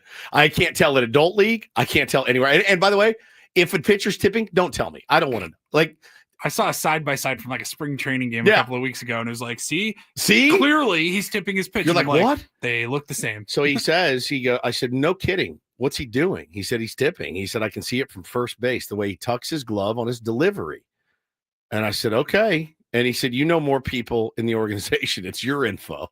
And I go, well, what am I supposed to do with this? I think I would feel kind of like a buffoon if I texted that to AJ Preller and said, hey, just FYI. Also, like, if they're seeing it, Shildt, Ruben. Well, but if I knew Ruben well the enough. Guardians seeing it, why weren't they teeing off? If I know they knew what was coming. Now, Kyle Hart is not Randy Johnson, but I saw recently that he would tip on purpose. Randy almost. Johnson tipped every single pitch. Didn't matter. Did not matter. Did not matter. Chipper Jones said it. Yeah. Chipper Jones goes, I knew exactly when that dude was throwing a slider. I knew exactly when he was throwing a fastball. And most of the time it didn't matter. And he's like, I told him, hey, bro, you tipped. He's like, yeah, I don't care. I'm Randy Johnson. I throw 98 from the left side. I got a devastating slider. I will say, don't text AJ. Who would I text? I don't know. Should I text like Tony? Maybe. If Tony, if you're listening, will you just spread that? It's from a literal ex-big leaguer. Someone. He played in the big leagues. What's up, my dudes? How you doing? I'm assuming usually someone from the Padres organization is listening to this program. Okay. So somebody passed You now have that information inside the organization. It's now on you as to decide what to do with that. Please let me clarify too. This is not from me. Right. I couldn't spot it in a lineup. I would never know. This is not me going, I think he's tipping his pitches. Somebody saw something, and I think it was the way he was doing his glove or whatever. And it was like, oh, here comes off speed. Oh, here comes fastball. Oh, here comes changeup. That's good info to have if they didn't notice it already. And listen, just because a guy is telling you what's coming, Ben, doesn't always mean they're going to get teed off on. But it may be something to notice. But for a split second, I thought, do I text this to AJ? And I said, no, that's a Ruben. I don't have his number. No, I would. yeah. I follow him. He follows me on Instagram. DM him on Instagram. No, I might actually. Should I? You can always just delete it. I mean, I don't think he's going to be mad at you. Tell Mud. No, I feel embarrassed. I just feel embarrassed. What if Kyle Hart goes out and gives up 7, and then it's my fault? And you didn't. I didn't no tell one said anybody. anything. That is kind of on you at that point. Then it's my fault. Yeah. It's weird, man. Very, very weird. Mutt's not the worst call. He's a pitcher. And, works for the organization. Yeah. It's not the worst call. But I mean, again, he can decide what to do with it. I feel like He's they big. I feel like they would know it. I do. I feel like they'll have that info. It was a weird feeling though to get. I was like, oh, thanks for trusting me with this. Don't know what to do with it. I'm terrified. Or maybe the person was just dead wrong and thought they saw something that they didn't. Maybe. I don't know. Maybe. I mean, but him and his buddies that played in the big leagues are sitting there watching going, oh, yeah. He's tipping. Yeah. Interesting. All right. We will get to the Reindl What'd you Report. That's like I said, I think maybe texting like Mud or someone is not the worst idea, or Tony. That's a big leaguer who works in the organization, but is also in media, so it kind of relates to us at the same time. Okay. All right, Paulie, what do you have for us in the Reindl Report? We have some, I guess, breaking news in baseball. Okay. Somebody that the Padres maybe was on their radar over the last couple of years as an announcement. Jerks and Profar? Not Jerks and not Profar. breaking. I was like, because we've already done It's that. old. And men everywhere you could take rejoiced Jake. yesterday. Jake works for the Padres. Jake who? Peavy works for the team. That was No. Nate's idea. All right. We will come back with the Reindl Report. You do it. I don't have Jake's number. You have Tony Gwynn Jr.'s number. I do.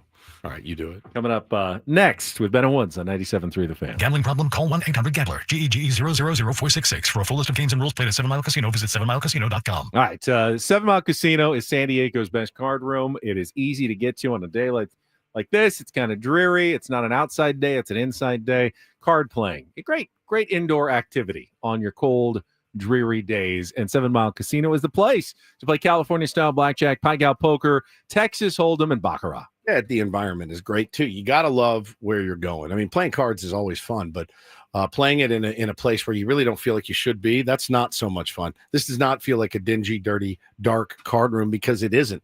It's a smoke-free environment. They got delicious food, drinks, friendly people, and it's a great atmosphere. TVs all over the place. And on the nicer days, I mean, it's a covered patio, so you actually can go out on a day like this. You can look out. You might even see like Don on his mini yacht out there on the bay. Did you see he caught a yellowtail after the game last night? I saw that. That was crazy. He went after the game, that night game, went fishing, caught a yellowtail. You can actually see Don out from 7 Miles patio because it's right there on San Diego Bay on the west side of the freeway. So easy to get to. Such a great spot. It's our spot. Make it yours. 7 Mile Casino, just 7 minutes from downtown.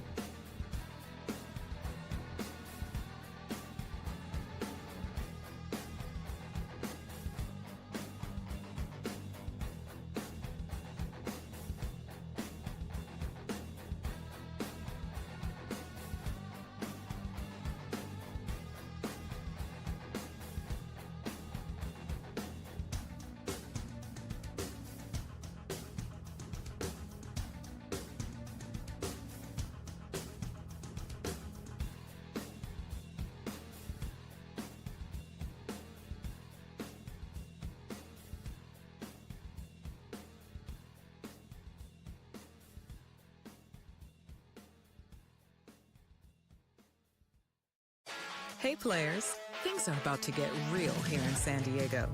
Introducing the all-new Hamul Casino Resort. With a 200-room hotel tower, exciting new eats and drinks, plenty of new places to play, and a luxe spa and salon. Hello, rooftop pool and deck. It's where players can play their hearts out and enjoy all the perks that come with it. It gets real this summer at the all-new Hamul Casino Resort, the players' place.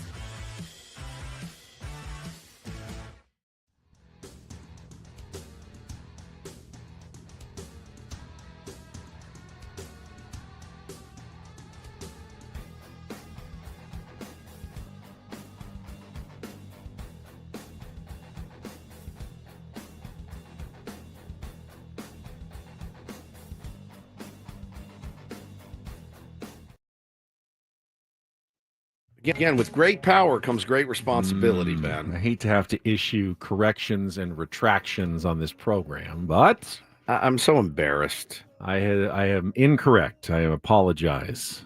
Yeah, it was spreading bad information around San Diego. It was a yellowfin croaker that Don caught last night. Yellowtail croaker. Yellowfin croaker. Yellowfin croaker, not a yellowtail. Not a yellowtail. Which one's hamachi when I order it at the sushi restaurant? Because that's what I like. I like hamachi. Is that yellowtail or yellowfin? I think that's yellowtail. I think that's yellowtail. Yeah. I like the hamachi. Yeah. What's your favorite sushi? That's probably it. Really? Yeah, probably the same. I mean, good tuna belly, toro. Yeah, Toro's very good. tasty, and a nigiri, just a piece of nigiri sushi. What about you, Paulie? I like a dragon roll. Dragon roll. Does that have shrimp in it? Yeah. Yeah. And then just regular California roll. All right. Very simple. Simple. And that's how we probably mostly got introduced. The imitation crab, avocado, wrapped in the rice. I'll eat avocado in my rolls. You will, because you're not an avocado guy. I love avocado everywhere. I just don't smear it all over. I didn't like sushi for a long time. Same. And then started getting into it. I'm like, oh, this is really good. But just, it's like ordering nothing but pepperoni pizza, like a California roll. You know what I mean? Like, I still am like a little bit nervous, or I just don't know exactly. Like, I don't want to order something if I don't know exactly if I'm going to like it or you what feel it's gonna a look little like. bit like it's chicken tendies and mac and cheese when you go in and you're like, oh, let's do a California roll. Just keep it basic today. It's definitely not the healthiest item. I love the crispy rice where they fry the rice and then put the spicy tuna. So good. And the avocado and use just some jalapeno on top of it. Ooh, yeah, that's a tasty app. Save that whole thing just now what he just said. All of it. Yeah. All right. Paulie's got the Reindl Report. Final headlines of the day right after our last check of traffic here on 97.3 The Fan. From the 855 Get Ross Traffic Center, protecting San Diego after accidents or injury, here's Kelly Danick. Traffic sponsored by your local San Diego County, the UPS stores. Got a few hazards wrapping up our morning drive. Some debris in middle lanes on southbound 15 before Rancho Bernardo Road.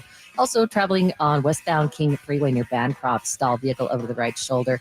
Another stall reported on northbound 163 near Washington Street. That's over the right shoulder. Your local San Diego County, the UPS store locations are hosting a shred event from April 7th through April 15th.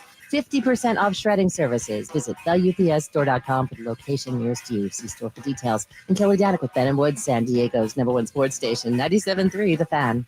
And get things started here with our today's edition of the Reindl Report. Now tuned into the greatest. Welcome to the Reindl Report with Paul Reindl. Hi, Paul. All right. 2 stories from the world of sports that we haven't gotten to yet. We'll start off in Major League Baseball. And 1 story that you didn't know you needed. Are you laughing, biatch? It's the Reindl Report Hey, Paul, how you doing? Okay, how are you? on 97.3 The Fan. Are you ready to bless the mood? I need some help, please. That was good. Can I get a oh yeah? All right. All right. Alrighty. Good morning, gentlemen. Morning. We will start off in Major League Baseball. I was kind of teasing you a little bit earlier, but Lance Lynn is somebody that always found his name kind of connected to the Padres in some way over the last few years. Like 7 years in a row, I feel. Not Since quite we as started- much as Joey Gallo. No, but, Right. Nobody as much as our beloved Joey Gallo. But Lance Lynn has an announcement to share. Earlier this morning, he made it via his wife's podcast, and I'm going to play about a minute of that for you right now. So there's the update. I'm officially retiring from baseball right here, right now. But there might be a little something fun around the corner upcoming weekend. Yeah. So stay tuned. But from Major League Baseball, I am done pitching. Well, do you have any nobody final tells me. words for all of the people who've been watching you for the past 15 years? We always joked, like, if I ever had a Hall of Fame speech, Mm-hmm. it would start and end with "You're welcome." Yeah. Right. But no, in all seriousness, Dynamic. I enjoyed it. I enjoyed competing and all that, and I hope you did too. And if you enjoyed watching me play and cheered for me, thank you. And if you cheered against me, you are welcome, because you always need someone to root against, and you always need someone to root for. Lance Lynn calling it a career. Look at his numbers. Not a bad pitcher. No, I mean, man. He had some good years. No Hall of Fame trajectory or Now, anything this like wasn't that. But April Fool's. Is he April Foolsing us? Oh, just kidding. I'm signing with the I guess Diamondbacks. it's possible. I mean, It is possible. his idea was maybe converting to a reliever. Yeah, he was going to be a closer. Yeah. But no takers during spring training. The pitcher confirmed on his wife Diamond, her podcast, April Fool's Day. However, Lance Lynn was not joking, he said. I mean, you got to file paperwork, so I don't know if that's been done or not. All the MLB reporters, everybody's saying, like, yeah, he has retired. If I were him, I just saw a picture of his wife, I'd probably retire too. Yeah, Spend more time stay at with home. her, Yeah. Just He be ends his, around as much as I could be. He ends his career with 143-99 win-loss record and a 3.74 ERA. That's really, really solid, man. It's Yeah. very, very solid. I would also stay home with Diamond and podcast all the time. Yeah, according to Baseball Reference, their Hall of Fame monitor statistics comes up well short of Hall of Fame level, but very good career. 30 WAR pitcher over his career. Anthony Sandoval. Who are the 5 greatest podcasters of all time? Diamond, Diamond, Diamond, Diamond, and Diamond. I couldn't agree more. I hope his big surprise that he said is not a broadcasting career. There's the pitch, grounded to third. You're welcome. Thrown across. Got it. Welcome. All right. And that's it for sports today. Right. We kind of hit everything else. A couple of news stories from the world of Hollywood. Men everywhere rejoicing yesterday with the news that Sydney Sweeney is back on the market. She is officially single and broken up with her former fiance. There was a report a couple months ago, maybe, I think we talked about it. The wedding had been postponed and the wedding has now been called off. Good thing I'm going to the gym today. Good thing I just had this protein shake.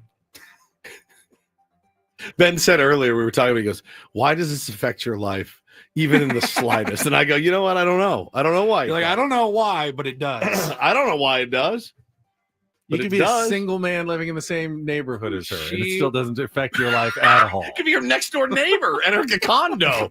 How you doing, Sydney? You're single now. Yeah, don't even think about it. She was engaged to a businessman, I believe he is, Yeah. Jonathan Davino. Okay.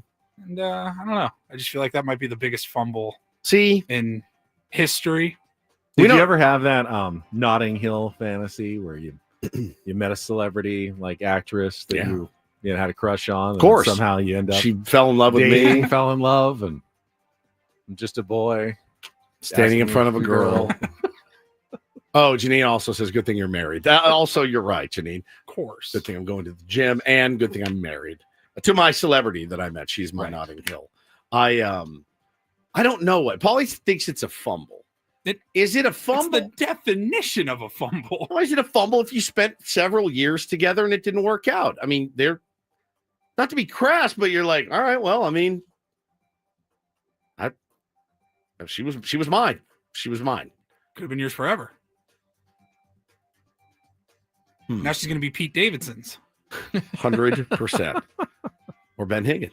Ooh, I saw the meme Paulie made back in the day of her on Hot. What's that show? Hot Ones. Hot Ones. The spicy. She's looking out that meme that went everywhere, and we just put your face right in there. I said, Sydney Sweeney is now single. I think we know why. Dreaming of our beloved Ben. Affects my life least of all. Right. And then your life less than mine or Even less Paul's. than yours. How so? I don't know, but somehow it does. You've lost all the weight. you're on TV and radio, multimedia. Happy man. I'm a happy man. Could be a happy man with Sydney Sweeney. Correct. And then we'll move on. We didn't talk about this yesterday. We have a ton of sports to get to from the weekend, but interesting scene on SNL over the weekend. Morgan Wallen, Woodsy's favorite, was the musical act on SNL. And it was, at face value, it doesn't seem like a big deal, but if you've watched SNL ever, you've seen at the end, the host and the musical talent, they're standing on the stage with the whole cast behind them, and they say thank you, and then the camera pans out while the credits roll, and they all stay on stage, and they hug the cast members, shaking hands, etc. Well, everybody noticed right away that Morgan Wallen couldn't even wait for the thanks for watching. He was walking right off the stage, could not be out of there quick enough. I thought originally he may have to go to the restroom. That Keenan Thompson thought. That happens to me a lot. You guys know that, where I'm like, guys, I got to go. I did it at the broadcast. I do it in this show. Yeah. And when then I got to go, I got to go. An Instagram story from Morgan Wallen, minutes later, of a private jet in New York, and it said, "Get me to God's country." And everyone's wondering what the hell happened. What was your deal, man? There's no need to be rude. He had been hired, and I mean, did they get invited. paid? Do you get paid for that? I don't know that they do. I don't know that they do. I think it's exposure. So I didn't want to he's say doing it for the hired. exposure. He does it. They get the benefit of having him on. Yeah. He's not He had under been any invited obligation to sit around. His job's done. He had been invited several times, and then they cancel it because he dropped an N-bomb or was arrested or any of the other things that's wrong with Morgan Wallen. And so everyone's like, what the hell is going on? And then some person that was there told People Magazine or one of those outlets, I was at the taping and Lorne Michaels was not very nice to Morgan Wallen. So maybe he was upset with that. Could happen. I don't know. Could happen. I mean, I just feel like if you're there, you can't wait 30 more seconds. It's literally 30 seconds, but I mean, just for appearances, even if you don't care. Yeah. I mean, it is awkward just to walk right off when everyone's still. You're on camera. You're on live television. Yeah, you could just stand there and glad hand for. Moment. Look, it's not going to kill you. I'm not a Morgan Wallen fan by any stretch. Not at all. Really, not even a little. I could have sworn you loved Morgan Wallen. This person said, I was at this taping when Morgan came up to the stage. Lorne turned his back and walked away. They claimed it was obvious and purposeful. So why hire him in the first Good point place? too. You know, Right. I mean, if you're going to come, you can be there. Yeah. Might as well treat them. They're your special musical guests. Treat them nicely. Sure. But he's got a new double album coming out, which is essentially that's also me waiting for the asteroid to hit. A double album of Morgan Wallen. I'm praying for it to happen any day. I've heard a little bit of it. Were they playing that at the baseball game the other day? It sounded like it. Yeah, I think they did it on purpose. We were playing a game, Ben, on Sunday, and I went out to my position at first base, and they were blasting who I think was Morgan Wallen behind me as I was throwing balls to the infield. And I was like, are they trolling me because they know I hate Morgan Wallen? If so, it's pretty brilliant. But I did not pay it any mind. He's just not a fan of Morgan Wallen. That's fine though if you are. I love you anyway. I'm like with Jerks and Profar. I'm not going to love you any less. Let's see. Thank you, Paulie. Thank you, Paulie. Brandon says seems like Ben is annoyed with Woods. Yeah, it's pretty standard. Yeah. Yeah, I mean, I just don't hide it as well at the end of the show. What did I do 4 to hours. annoy Nothing. you? Just trying to be dynamic and have some fun in here. I think the accusing me of stealing from Adam's wallet was probably today's last straw. But the embezzlement. You're just mad. But we'll be fine tomorrow. It's Yeah, fine. I told you, do whatever you want. I I'll don't forgive you. I It's fine. don't mind that you're stealing from Adam. Just be careful with it and don't get caught. Didn't mention it yesterday, but nice start for Stephen Kolek in his first appearance at El Paso. 5 shutout innings for the Chihuahuas on Sunday in a 13-2 win over Sacramento. Jonathan Perlaza, home run, 6 RBI. Tirso Ornelas, 3 for 4. I think they were off yesterday. I believe this week the rest of the minor leagues get started. So AAA was underway. Now we get the rest. AA, San Antonio, Single A, Fort Wayne, low Single A, Lake Elsinore, getting their season started as well. So we'll have more Padres minor league updates for you going forward. We're going to talk to our pal Clark Fahrenholt this week and get the full update on what's going on in the Padres minor leagues. I want to make sure that we are on top of that because actually there's some guys that are going to be able to help this team this year. And Clark from Mad Friars is going to help us kind of sort that out and what guys are going to do and what guys we can expect to see and who's gotten off to good starts and whatnot. We talked a little bit about Campy got off to a good start down there. So, yeah, we'll see. We'll see what happens. All right, I'm about off to face my second day of my new schedule. How'd it go? We should have talked about it in the open. It was good. I mean, I had fun. It felt like a long day, just different. I kept asking everyone around 2:30, like, when do we all take our 30-minute nap? Yeah. You think you can get one? Around here? Because it's I'm tired now. I'm not used to this. Is usually my downtime in the middle of the day. But ultimately got to talk about Jackson Merrill, did a couple of stories. Today, I think we're going to focus on Padres hot start, obviously. Well, and you got home at 6:30. And I got home. Yeah, there was no traffic. I couldn't believe it. There was no knock on. Well, not even a knock on wood. I know that's not going to hold. Right. Yeah, I left right before 6 and got home at 6:30. It was crazy. No traffic going up the 5 at all. So you basically had a 5:30 to 6:30 day. Peloton, watched the game, had dinner at home. Got a good night's sleep. Not my usual schedule. Got a really good night's sleep. Didn't even need my alarm to wake up this morning. Incredible. So we'll see. Like I said, some good things here as well. He was ahead of me on the freeway. I saw him and I passed him at like 100 miles an hour because I did not want him to beat me to work again. But then I pulled in and you waited for him. I did. Nice. Well, I love you. You know that. Thank you. All right. Thank you. All right. That is just about all of our time for today. Braden is coming up next. Woodsy, where are you going? You're Morgan Walling us. You've already left the stream. Are you walking out the studio? You can't even stay for the last 30 seconds of this live program that you get paid to be on every single day. You can't even stay for the last 30 seconds. Get me to God's country, a.k.a. my gym and PB. All right? That's it for us. For executive producer Paul Reindl and the aforementioned Stephen Woods, I'm Ben Higgins. Have a great rest of your Tuesday. Enjoy Jesse and the Incorporator tonight. We'll be back tomorrow morning at 6 a.m. right here on 97.3 The Fan. So long, everybody.